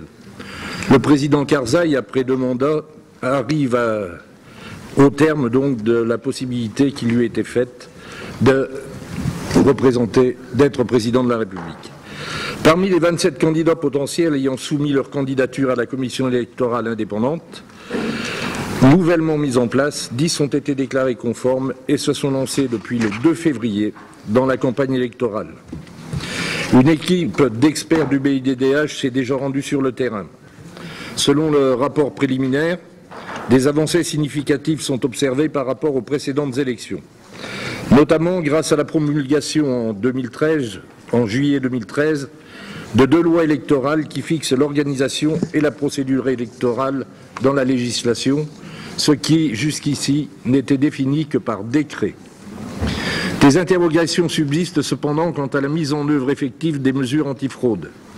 De nombreuses organisations ont fait part de leur souhait de déployer des observateurs dans les bureaux de vote à travers le pays. Mais ce qui inquiète le plus les autorités afghanes et internationales, ce sont bien évidemment les questions sécuritaires, le jour de l'élection d'une part, mais surtout au-delà. L'année 2013 a été marquée par une recrudescence de l'offensive talibane, particulièrement meurtrière. Le jour de l'élection, on évalue à environ 6% le nombre de bureaux de vote qui pourraient ne pas être ouverts sur décision du ministère de l'Intérieur. 2014 marquera également la fin du processus de retrait des troupes de la FIAS. Les forces armées et la police afghane, 352 000 hommes, sont censés prendre la totale responsabilité de la lutte contre les talibans. Les forces afghanes seront-elles capables de faire face aux menaces sécuritaires? Celles-ci risquent de redoubler d'intensité après le départ des troupes et la situation politique n'est pas stabilisée. On peut aussi craindre que les forces afghanes soient infiltrées par des éléments hostiles ou affaiblies par des défections. À plusieurs reprises, notre Assemblée a exprimé ses craintes sur le devenir de l'Afghanistan après le retrait des troupes de la FIAS. Nous avons demandé à l'OSCE d'augmenter ses efforts pour sécuriser les frontières en Asie centrale, pour contrer le développement du terrorisme, du trafic de drogue et de l'extrémisme. Certes, nous attendons tous le jour où l'Afghanistan pourra être un espace de paix et de stabilité sans besoin d'un soutien international. Mais ce jour n'est pas arrivé. Le maintien d'un soutien au moins logistique et financier doit être une priorité de l'agenda international, car un nouvel embrasement de l'Afghanistan serait lourd de conséquences pour le pays et pour toute la région. Je me suis rendu du 13 au 15 novembre dernier au séminaire Rose-Roth organisé par l'Assemblée parlementaire de l'OTAN. Ce séminaire qui s'est tenu à Bishkek au Kyrgyzstan portait sur Afghanistan, sécurité régionale et avenir de la coopération internationale. Les pays voisins ont fait part de leur inquiétude commune sur le devenir de l'Afghanistan et l'après 2014. Outre les menaces sécuritaires, il est à craindre que de nombreux Afghans fuient leur pays pour rejoindre d'autres États d'Asie centrale. L'OSCE n'a qu'un faible poids en Afghanistan. Nous pouvons difficilement agir sur le terrain. En revanche, nous devons soutenir tous les États membres d'Asie centrale afin qu'ils consolident la gestion de leurs frontières et qu'ils puissent lutter contre le terrorisme et le trafic de drogue. Aussi, en tant que parlementaire, notre participation à une mission d'observation électorale le 5 avril serait un message de soutien et d'espoir fort que nous saurons, je l'espère, envoyer. Je vous remercie de votre attention. Thank you very much, Michel, for your work in very sensitive area, very dangerous area. And the next one is a special representative on Southeast Europe, Roberto Battelli. After him will be the special representative for the Central Asia, Thierry Mariani, sorry. And last one will be special representative for the on the OSCE budget, Piotr Blonda. Roberto, please, the floor is yours. Thank you very much, Mr. President. In mid-October, I embarked on a trip to Southeast Europe, supported by Ambassador Andreas Notelle from our liaison office here in Vienna. Together, we first traveled to Zagreb to meet with the new head of the Croatian PA delegation, Branko Vukšić, before then stopping in Banja Luka and having their talks with all the highest political representatives and stakeholders, including President Dodik, Prime Minister Željko Cvijanović, and the deputy speakers of the Republika Srpska parliament. In Sarajevo, I was received by Speaker of the House of Peoples of the Parliamentary Assembly of Bosnia and Herzegovina, Ognjen Tadić, and then engaged in consultations with the BiH-PA delegation about the necessity for increased cooperation in southeastern Europe. And we are now contemplating the possibility of a joint resolution on southeastern Europe-related issues that we might discuss at our annual meeting in Baku. These discussions were followed by meetings with Prime Minister Nermin Nikšić, President of the Federation of BiH, Živko Budimir, the Chair of the Foreign Affairs Committee, Mirza Kušljugić, the BiH Agency for Statistics, responsible for the country's first census since '91, and in a separate meeting, then a Speaker of Parliament of the Federation of BiH, Fehim Sklajić, Speaker Radoje Vidović, who expressed a desire to send delegates to PA meetings, and we are studying this possibility. And we had all of these meetings due to the support and the advice that we had all the time by Ambassador Fletcher Burton, head of the mission, and I would like to praise the mission and himself also from this podium and express my gratitude for the great work that they did in allowing us to have a full picture of the situation in the country. From Sarajevo, we traveled to Konjic, where I addressed the OSCE regional seminar on the OSCE Code of Conduct on political-military aspects of security, and Ambassador Notelle moderated a seminar session titled The Parliamentary Oversight of Defense and Security Budgets. By the way, Bosnia and Herzegovina, that as we know, and we know why, also has problems also in these days, and we are following the situation. But Bosnia and Herzegovina, I can tell you, can serve as a bright example of how to apply the code of conduct in democratic oversight over the armed forces.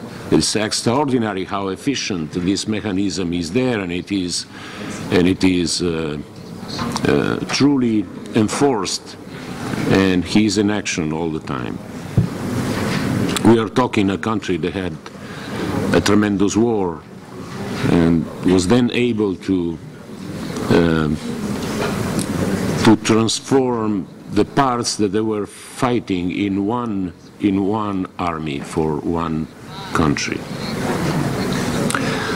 We are planning to return to Bosnia and Herzegovina in connection with the NATO Parliamentary Assembly's 85th Rose-Roth seminar due to take place in Sarajevo from the 18th to 20th of March.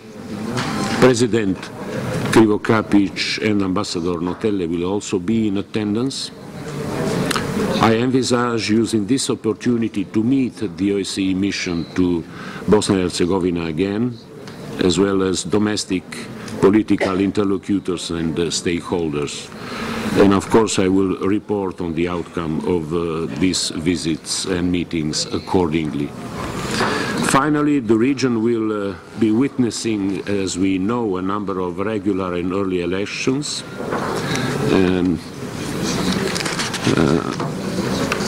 President already told us about elections in Serbia, and elections in Bosnia and Herzegovina will be held regularly, it seems, in October, and we will be there observing for sure. Thank you very much. Thank you very much, Roberto. Unfortunately, we switched off the light, and I didn't see the Vice President George Serratelli when he was to take the floor related to the report of border issues. And now I will give the floor to George. Please, the floor is yours. Thank you, Mr. President. We'd like to make a short comment or remark on the report which was presented by our Spanish colleague. So I think that was very important work done by him, and we'd like to express our appreciation and thanks for this effort. And I think once again it was for everybody quite a vivid example of what's happening on borders in Georgia. We stated many times, despite of resolutions, warnings from the international community and of course from the OSCE in our resolutions, the process is going on.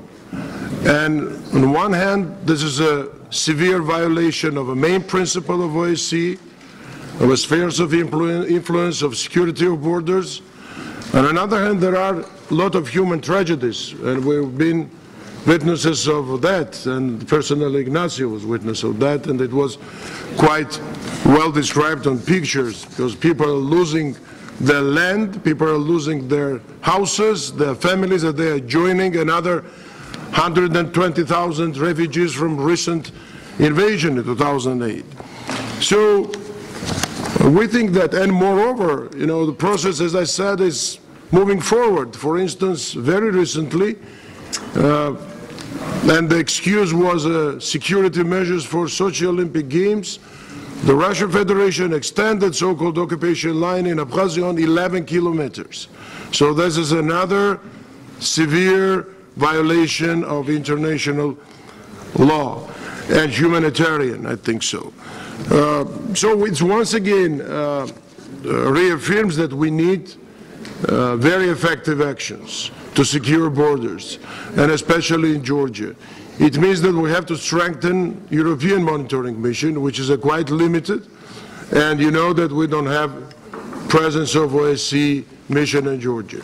So that's why I would like to ask once again, and maybe we will touch this issue also during our debate here later on today, that it's really very important that we should do our utmost to achieve tangible results in this field, to stop this process and to increase pressure on Russia, first of all, to fulfill their commitments, to pull back and to deoccupy territory of Georgia. So that's our remarks. Thank you for listening. Thank you for understanding the issue. And once again, would like to thank Mr. Ignacio Sanchez-Amor for his very, very important work. And of course, there was a short presentation about Georgia's elections, the last elections. Just very shortly, I'd like to thank all my colleagues here, and the President and the Secretariat, and the MPs who came in a group of observers for a very successful observation mission in Georgia. Thanks once again. And thanks, Roberto, you've been there also. Sorry. Thank you very much, George. Now we practically reopen the debate about borders. Diana Vukomanovic would like. Since extraordinary elections have been scheduled in Serbia, I would like just to express my welcome to the forthcoming mission of the OSCE observers, that will be led by Roberto Battelli. Just to inform you that also observers from Parliamentary Assembly of the Council of Europe will be coming, and they already scheduled the meetings with the heads of the parliamentary groups, so that will be good also for you to do it in advance, because all of us will be on the field.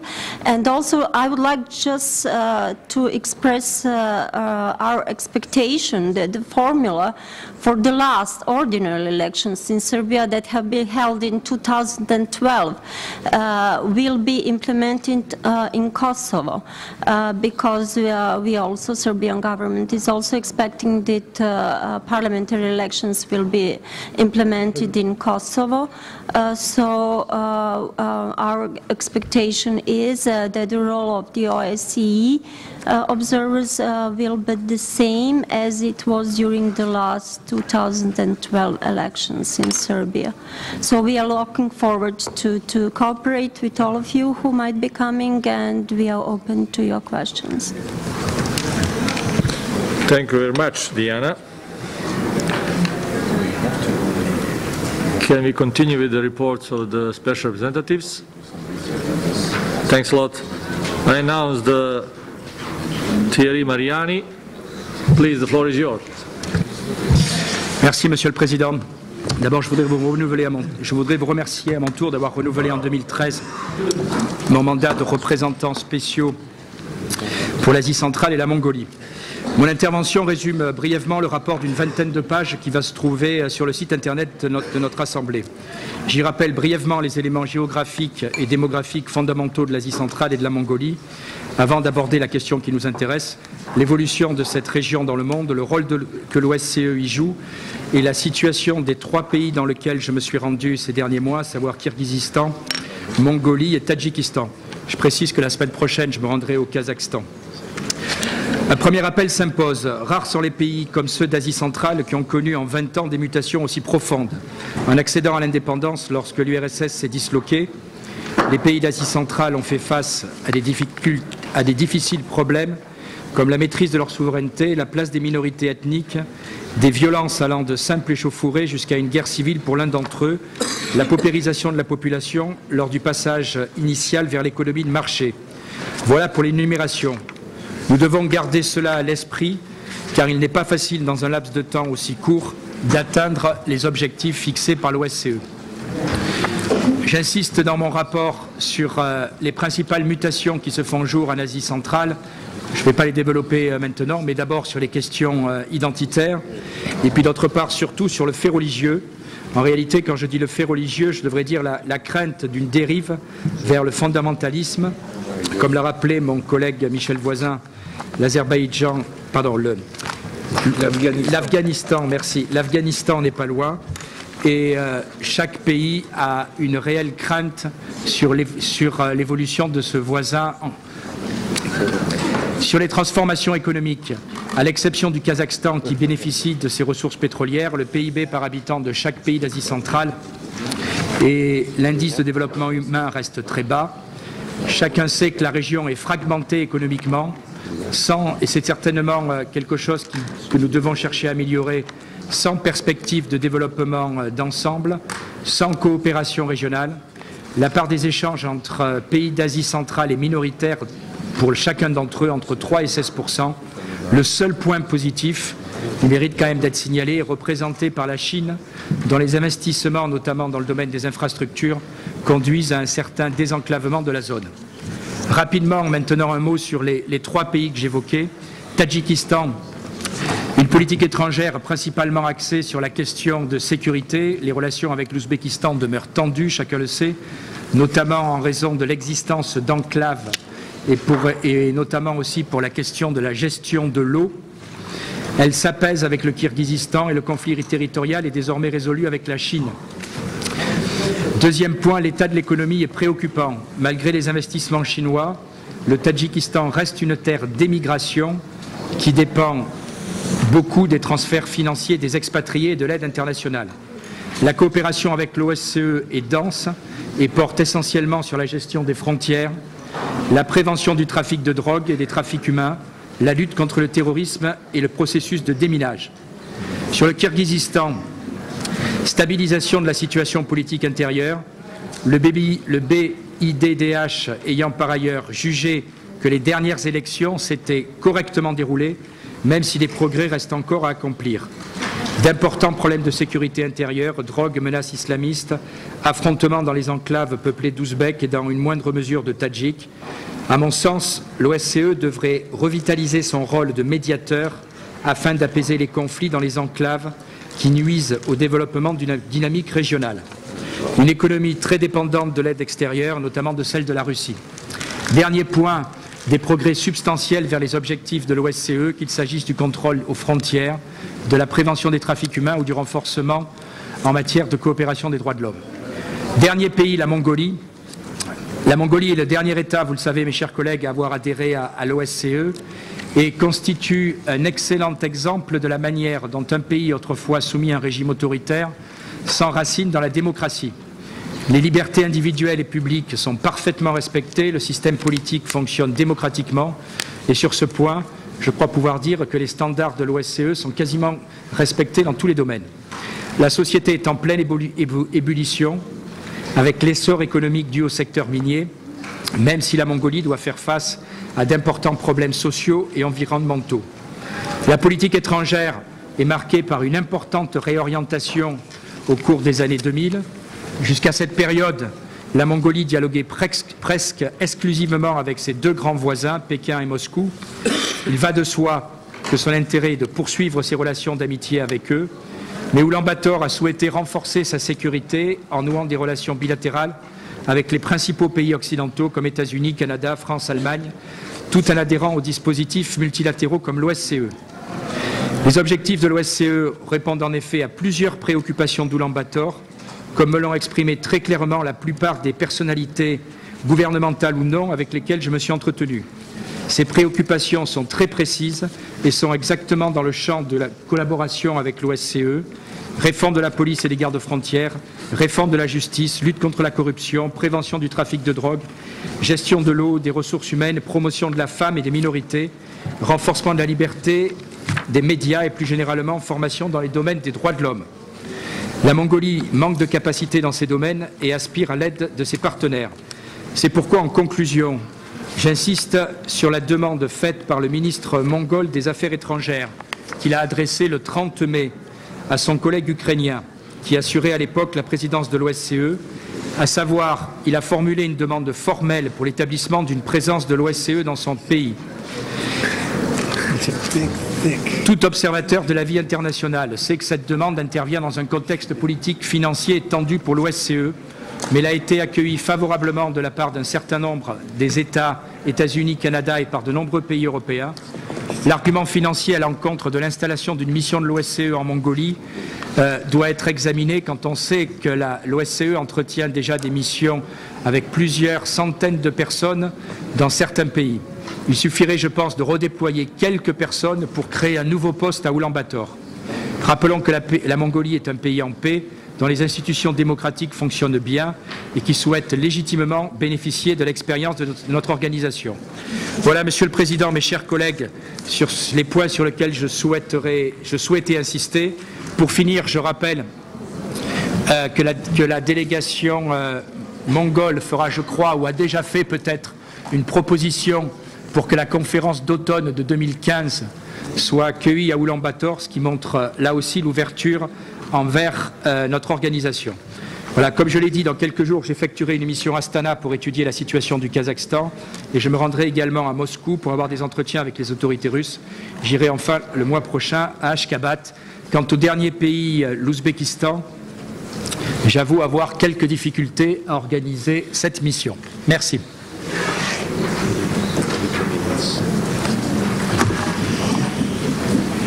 Thank you very much, Thierry, for your comprehensive report about very big area. Thanks a lot again, and so many countries.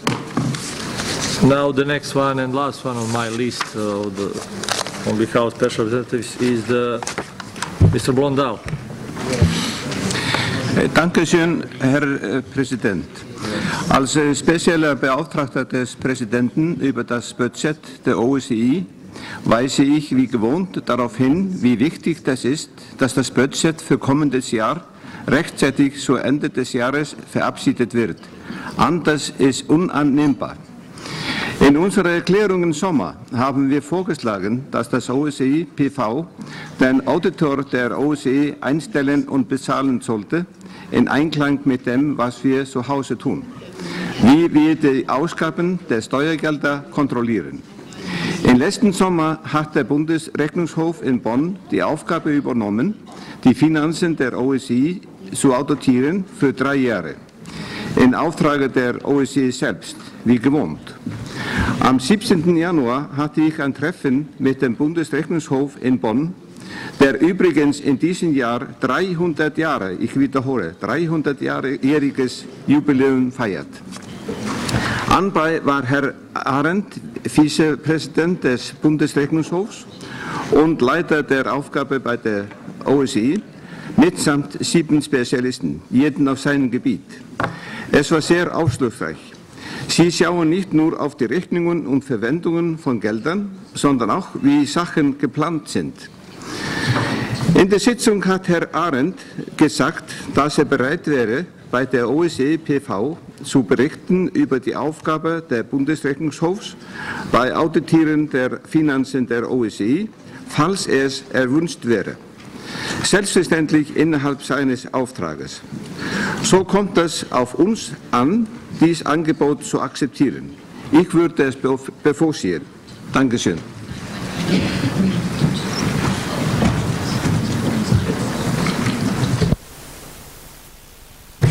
Thank you very much, Mr. Blondal.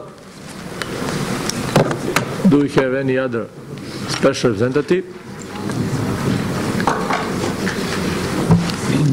Alain Rie, please, Alain.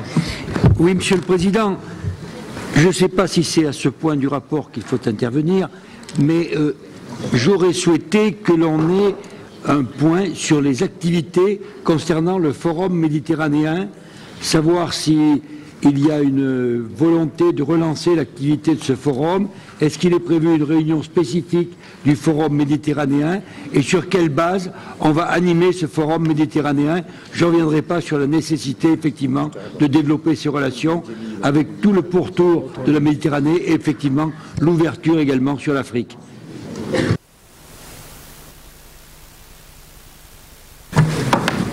As a Mediterranean, I always like to discuss about this topic, and that's regularly on our autumn meetings. Last one was in the Budva, next one will be in the Switzerland. Yes. Switzerland is not Mediterranean countries, but they won in last American Cup. What was very important for us who are coming from the Mediterranean and we like sailing. And I'm sure that we'll open discussion with Congressman Elsie Hastings in Switzerland. Okay, thanks a lot. Thanks a lot for all special representatives, all of us who are working hard, and unfortunately, not all of them are today with us, but they are working hard for our interest, for our aims, and I'm very grateful for all of them for their hard work and for very, very challenging issues which they have on the agenda.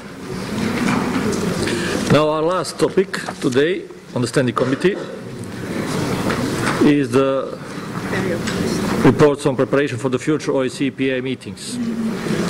I just would like to remind you on our forthcoming meetings. Bureau will be on the 6th and 7th April in Copenhagen. 23rd annual session will be on 28th June to 2nd July in Baku, Azerbaijan.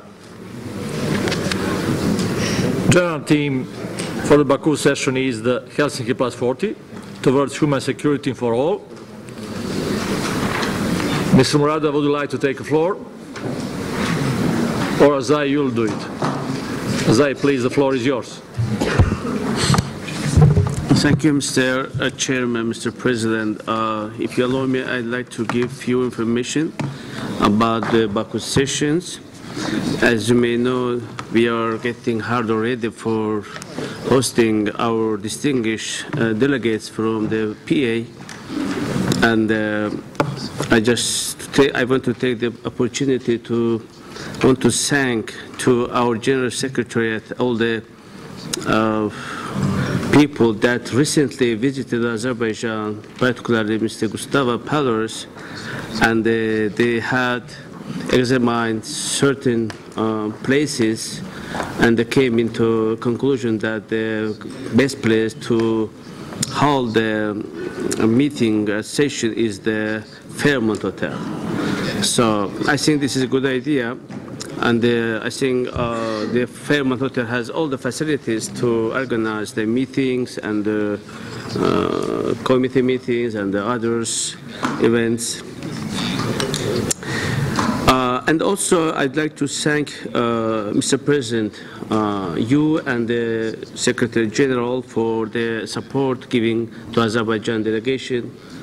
As you know, yesterday we had the discussions about the preparation, and I think everything is going on, and the only thing is that maybe it will be interesting to our delegates to know about the hotel facilities and the others issues.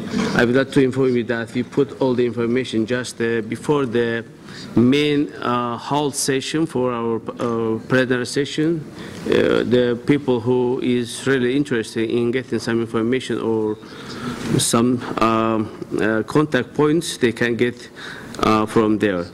So I think the Azerbaijan is ready to host, and we will do our best in order to satisfy with all our members. And if anybody will feel to ask something about the preparation issues, about some facilities or about some technicalities, please feel free to ask for that. I'm very grateful once again for your support, for your trust, for your confidence. Thank you. Thank you very much, Azai, colleague from Armenia, and after that, Doris, please.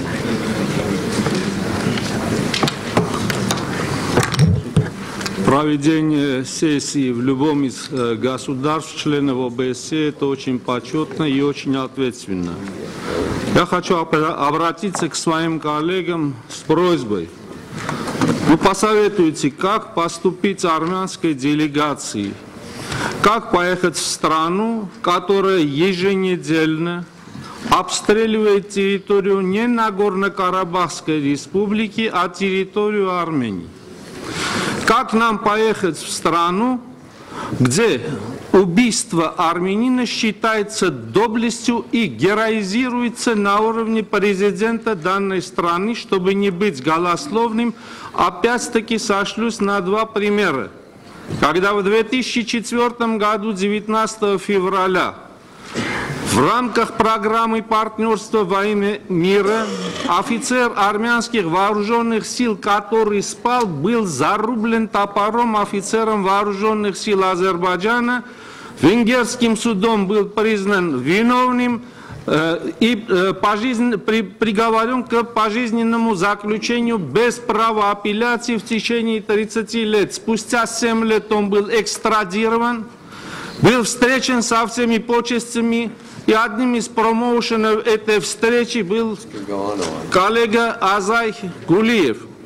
Есть сотни видеокадров в Ютубе. Ну как нам поехать, если после этого указом президента он повышается в своем воинском звании? Убийца Рамиль Сафаров. Если ему выплачивается оклад за 7 лет тюрьмы, когда он сидел в Венгрии. Когда буквально 25 дней назад диверсионная группа нарушает государственную границу Армении, убивает офицера вооруженных сил, и через день высшее азербайджанское руководство заявляет о том, что армяне, дескать, были на их исторической земле, поэтому убивать на исторической земле армянина не есть преступление. Ну подскажите, как нам быть? Мы поехали в Турцию. Они очень хорошо, тепло принимали. Мы почувствовали какое-то желание как-то наладить отношения с Арменией. Как-то вернуться к ратификации Цюрихских протоколов 10 октября 2009 года. В случае с Азербайджаном с точностью до наоборот. Даже во время Олимпийского перемирия, пользуясь случаем, хочу поздравить российских коллег за блестящую организацию Сочинской Олимпиады, когда договорились не нарушать перемирие, даже в этих условиях опять погиб армянский воин. Конечно, адекватные действия делают, но это не дает нам удовлетворения. Я вчера не случайно сказал, смерть каждого человека, независимо от его национальности, умаляет и нас. Мы никогда не спрашиваем, по ком звонит колокол, потому что мы нация, которая пережила геноцид и потеряла 1,5 миллиона армян в Османской империи в 1915-23 году. Помогите нам советом. Спасибо. Dear colleague, you mentioned the Olympic Games and Olympic spirit. As you know, during the Olympic Games,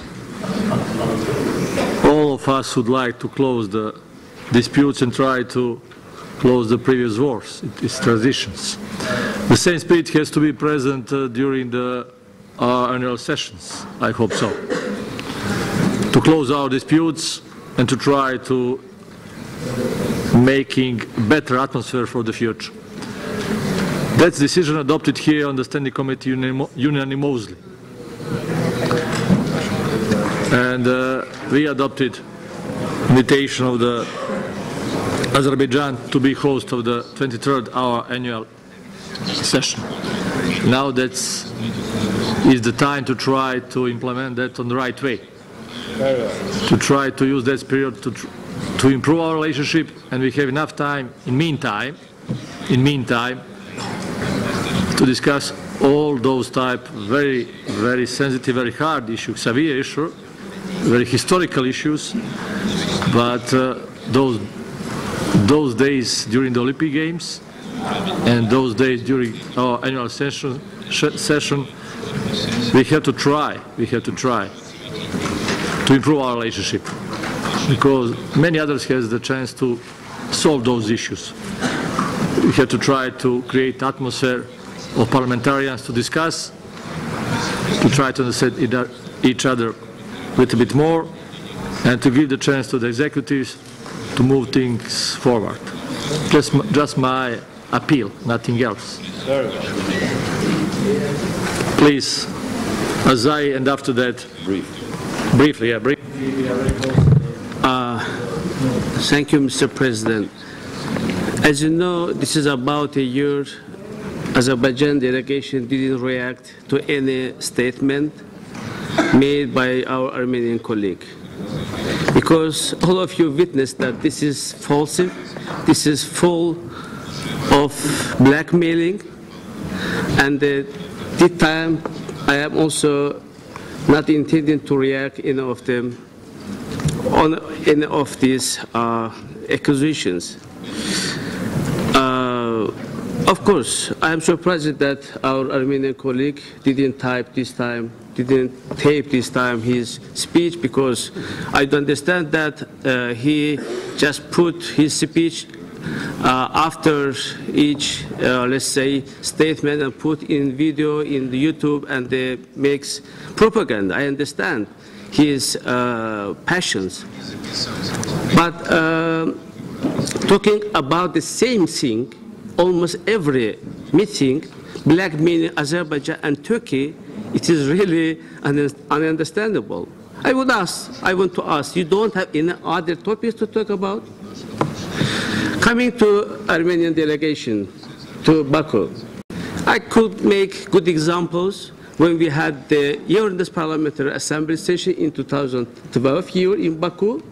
We host all the delegations, including Armenian delegations. They came to Baku. They were about 8 parliamentary members. They were so satisfied. We organized all the, let's say, security matters or issues for them. They felt very well. I think this time, everything also will be done by Azerbaijan authorities, despite the fact that Armenian side try in many ways to distort or to destroy the meeting to be taken in Azerbaijan. Mr. President, there is nothing to worry about that. Azerbaijan will treat equally to all the members, all the delegations, including the Armenian one. Thank you very much. Doris, I missed to give you the floor, and after that, Vladimir Kulak. Ja, es ist schwierig, Herr Präsident, danach jetzt wieder zu etwas ganz Banalem zu kommen. Ich möchte Ihnen, Herr Präsident, für Ihre weisen Worte danken und wünsche mir, dass in der Tat die Jahrestagung in Aserbaidschan friedlich verläuft und dass wir in der Zwischenzeit bilateral oder multilateral oder auf welcher Ebene auch immer versuchen, die beiden Staaten ein Stück näher zu bringen. Ich weiß, das ist nicht ganz einfach und man kann es hier an einem so großen Tisch auch nicht mal in 15 Minuten zustande bringen. Da braucht man einen langen Atem, da braucht man gute Moderatoren und Mediatoren und ich glaube, wir haben auch am Tisch einige, die das vielleicht zustande bringen. Auf die zähle ich und auf die hoffe ich.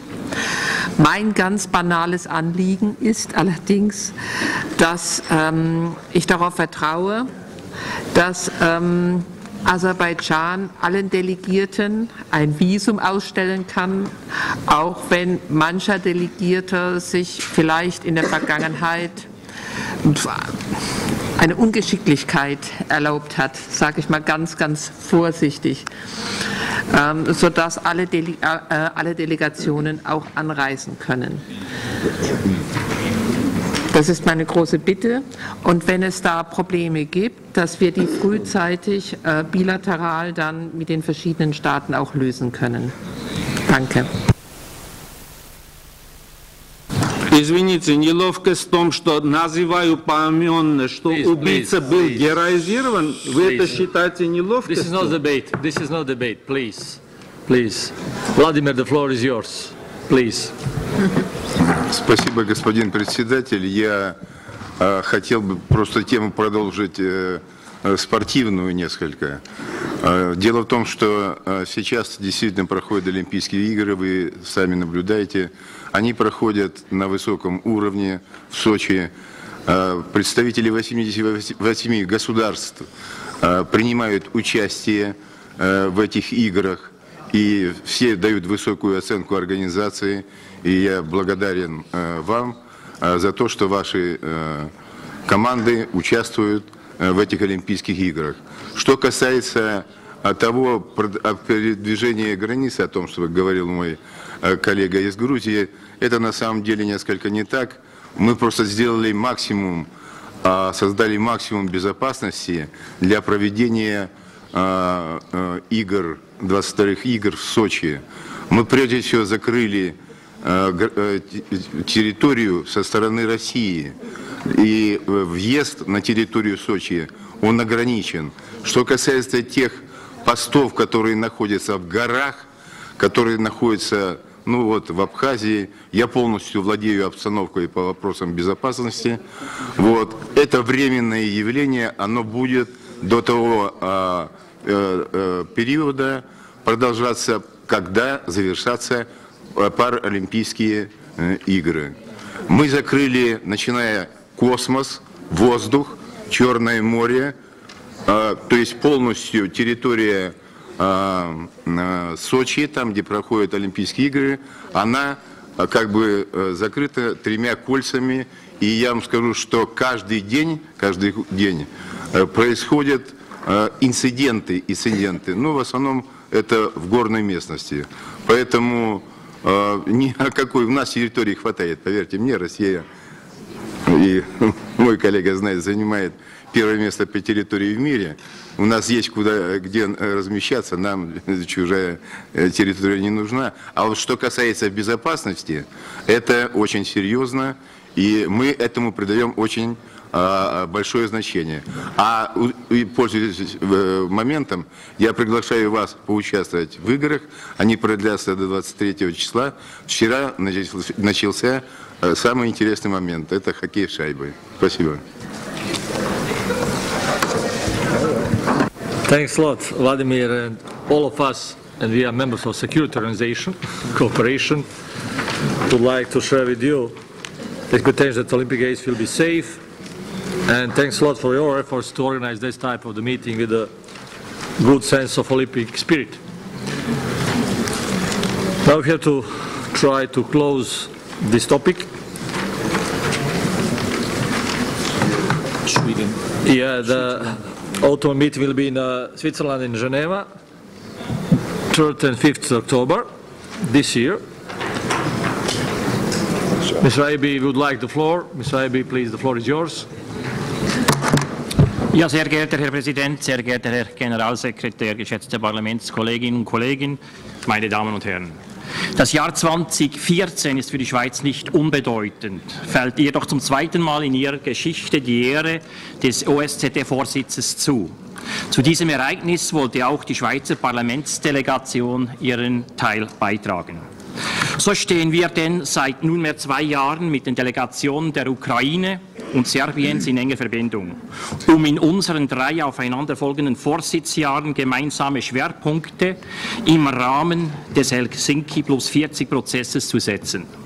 Bereits an der Jahrestagung 2012 in Monaco haben unsere 3 Delegationspräsidenten eine Absichtserklärung zuhanden des Präsidenten der BV-OSZE und unserer 3 Regierungen unterzeichnet. Mit dieser Erklärung haben wir unseren gemeinsamen Willen bekundet, in diesen 3 Jahren eng miteinander zusammenzuarbeiten und an die wichtige Rolle erinnert, die wir Parlamentsmitglieder als Vertreterinnen und Vertreter des Volkes innerhalb der OSZE haben.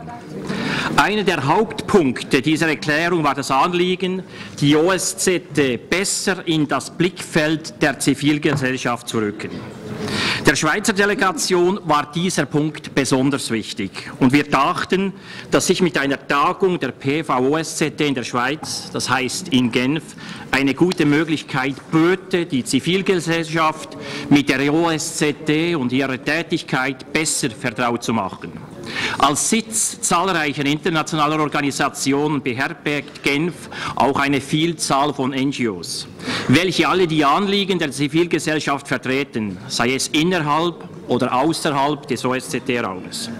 So habe ich denn die Ehre, Herr Präsident, werte Kolleginnen und Kollegen, Herr Generalsekretär, Sie im Namen des Schweizer Parlaments zur Herbsttagung einzuladen, die dieses Jahr vom 3. bis 5. Oktober in Genf stattfindet.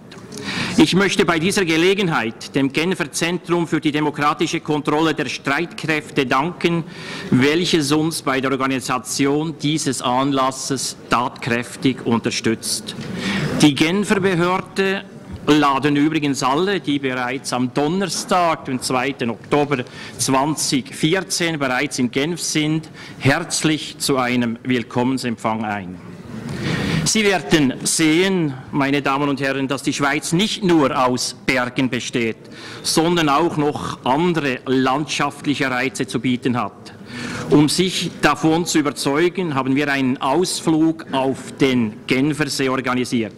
Wenn uns das Wetter hold ist, werden Sie die herrlichen Gestade dieser schönen Gegend, dieses wunderbaren Sees bewundern können. Wenn Sie bislang noch nicht die Gelegenheit dazu hatten, dann versäumen Sie es nicht, hier in Wien am Stand der Schweizer Delegation vorbeizuschauen, um sich einen Eindruck davon zu machen, was Sie in Genf erwartet. Sie finden den Stand im 2. Stock vor dem neuen Saal. So nebenbei habt ihr auch Schweizer Schokolade dabei, aber das ist ja nicht das Hauptthema. Ich hoffe, dass möglichst viele an die Herbsttagung zu uns in die Schweiz kommen und ich freue mich schon jetzt, Sie alle herzlich in Genf begrüßen zu dürfen.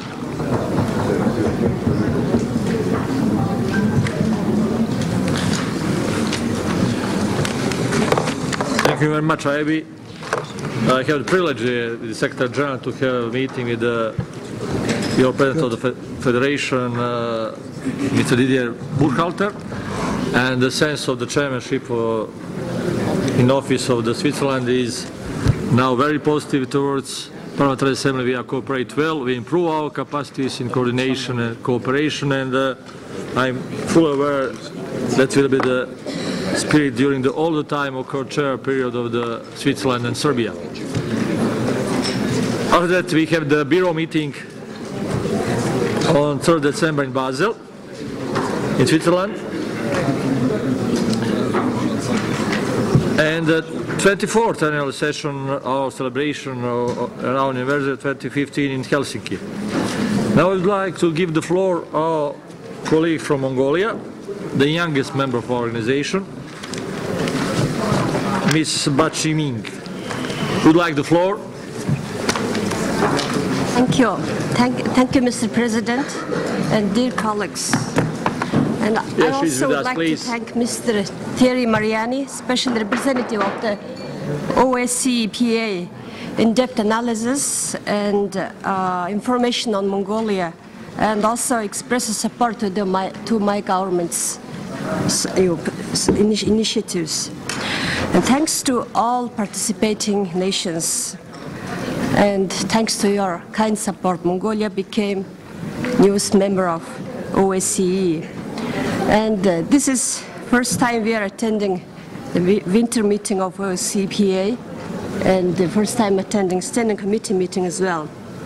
As a newcomer, this is a time for us to familiarize ourselves with the procedure, culture of the organization, and gain deeper understanding on the broad opportunities of cooperation among nations and challenges of the organization. Despite some complexities within the organization, I would like to applaud the role of OSCE and OSCE EPA in bridging differences and building common understanding and cooperation among nations. And the enormous efforts of leaders and members of the organization to make the organization work more effective.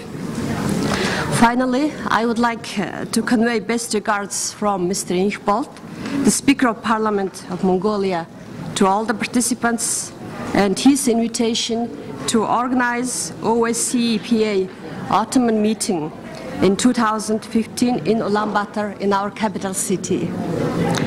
Our Minister for Foreign Affairs handed the official invitation to the President Kripukovich during the OSCE Ministerial held in Ukraine last December. We appreciate initial positive response and feedback from the President and Secretary General, and hope you all will render your support and kind cooperation with this regard. And during these days, I was happy to know that many people are interested to visit Mongolia, Ulaanbaatar, and I welcome you all and hope to see you in Ulaanbaatar in 2015. Thank you very much, President. Thank you, Madame Bachiming.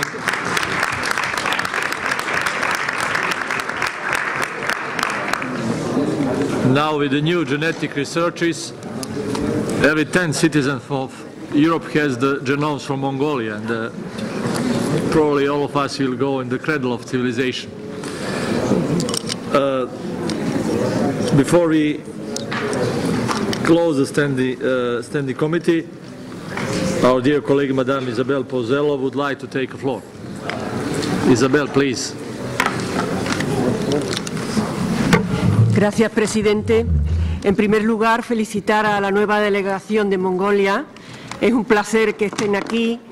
La Asamblea Parlamentaria de la OSCE amplía su visión del mundo hacia Oriente, y creo que es algo realmente muy importante. En el transcurso del tiempo y de los próximos años podremos confirmar que esta decisión ha sido una magnífica decisión. Bienvenida. Pero mi intervención, presidente, quería referirse a la última aprobación que ha hecho el Parlamento tunecino cuando se ha aprobado la primera constitución democrática en Túnez después de la primavera árabe. Creo que la OSCE debe sentirse orgullosa y felicitar al Parlamento tunecino y al pueblo tunecino por haber conseguido un acuerdo y unos consensos tan importantes que han sido muy laboriosos de obtener, de conseguir, pero que finalmente han dado sus resultados muy positivos. El asesoramiento y la participación activa de la Unión Europea a través de su representante especial para Oriente Medio y el norte de África, Bernardino León, ha sido sin duda un apoyo sustancial, como así ha reconocido toda la comunidad internacional, para conseguir estos acuerdos. Se convierte así Túnez en el primer país, después de la primavera árabe, que consolida una constitución democrática, igualitaria, que reconoce la igualdad de derechos con las mujeres, que participan y han participado activamente en la elaboración de esta Constitución, con un sentido laico del Estado y en el que tienen cabida todos los sentimientos o las posiciones religiosas que existen en el país. Túnez se ha convertido, por lo tanto, en un Estado estable, algo fundamental en el norte de África y en todo Oriente Medio, por los procesos de inestabilidad y de estados fallidos incluso, o de estados inestables que están existiendo, que siguen permaneciendo en el norte de África y en el Mediterráneo. En algunos casos, además, con presiones muy importantes de los movimientos yihadistas que están situados en toda la región del Sahel y que han obligado a unas intervenciones militares que ya conocemos y hemos analizado en otras ocasiones. Por eso creo que la OSCE, que estuvo presente como Asamblea Parlamentaria, como observadores electorales de la Asamblea Parlamentaria en las primeras elecciones constituyentes que se celebraron en Túnez y que dieron lugar al Parlamento, que finalmente ha acordado y aprobado esta Constitución, debe respaldar, apoyar y colaborar de manera muy activa con este país para que este paso hacia adelante que se ha dado, que creo que es de una gran relevancia, no tenga pasos atrás, sino que siga firme, avanzando y progresando como Estado democrático y como sociedad civil democrática. Muchas gracias, presidente.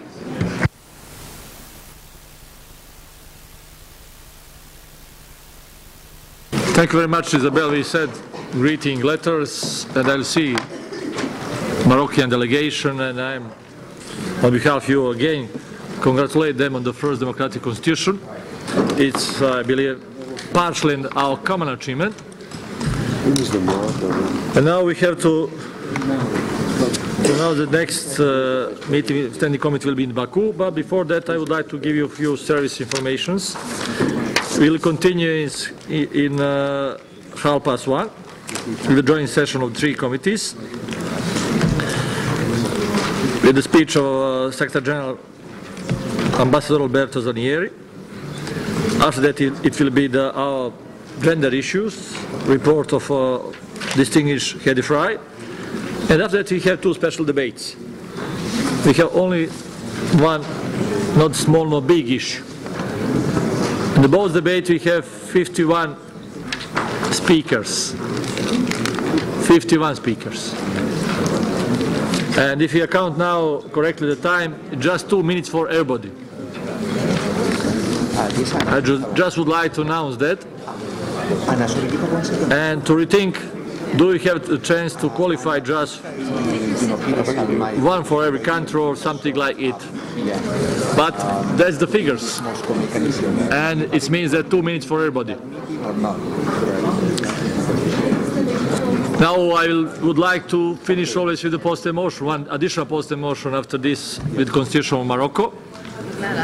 one very young guy but very hard worker in the Secretariat, Mark Corletti, is celebrating birthday today. I would like to congratulate him on behalf of all of us, because Secretariat is our strong support. Mark is not here. He's right here. Yeah, Mark is here. He's a lucky guy. He was born on the Valentine's Day. And with that emotion, we'll take a break 1 hour and a half, and we'll see each other precisely at 1:30, and be just on time in our hall. Thanks a lot. I conclude the session.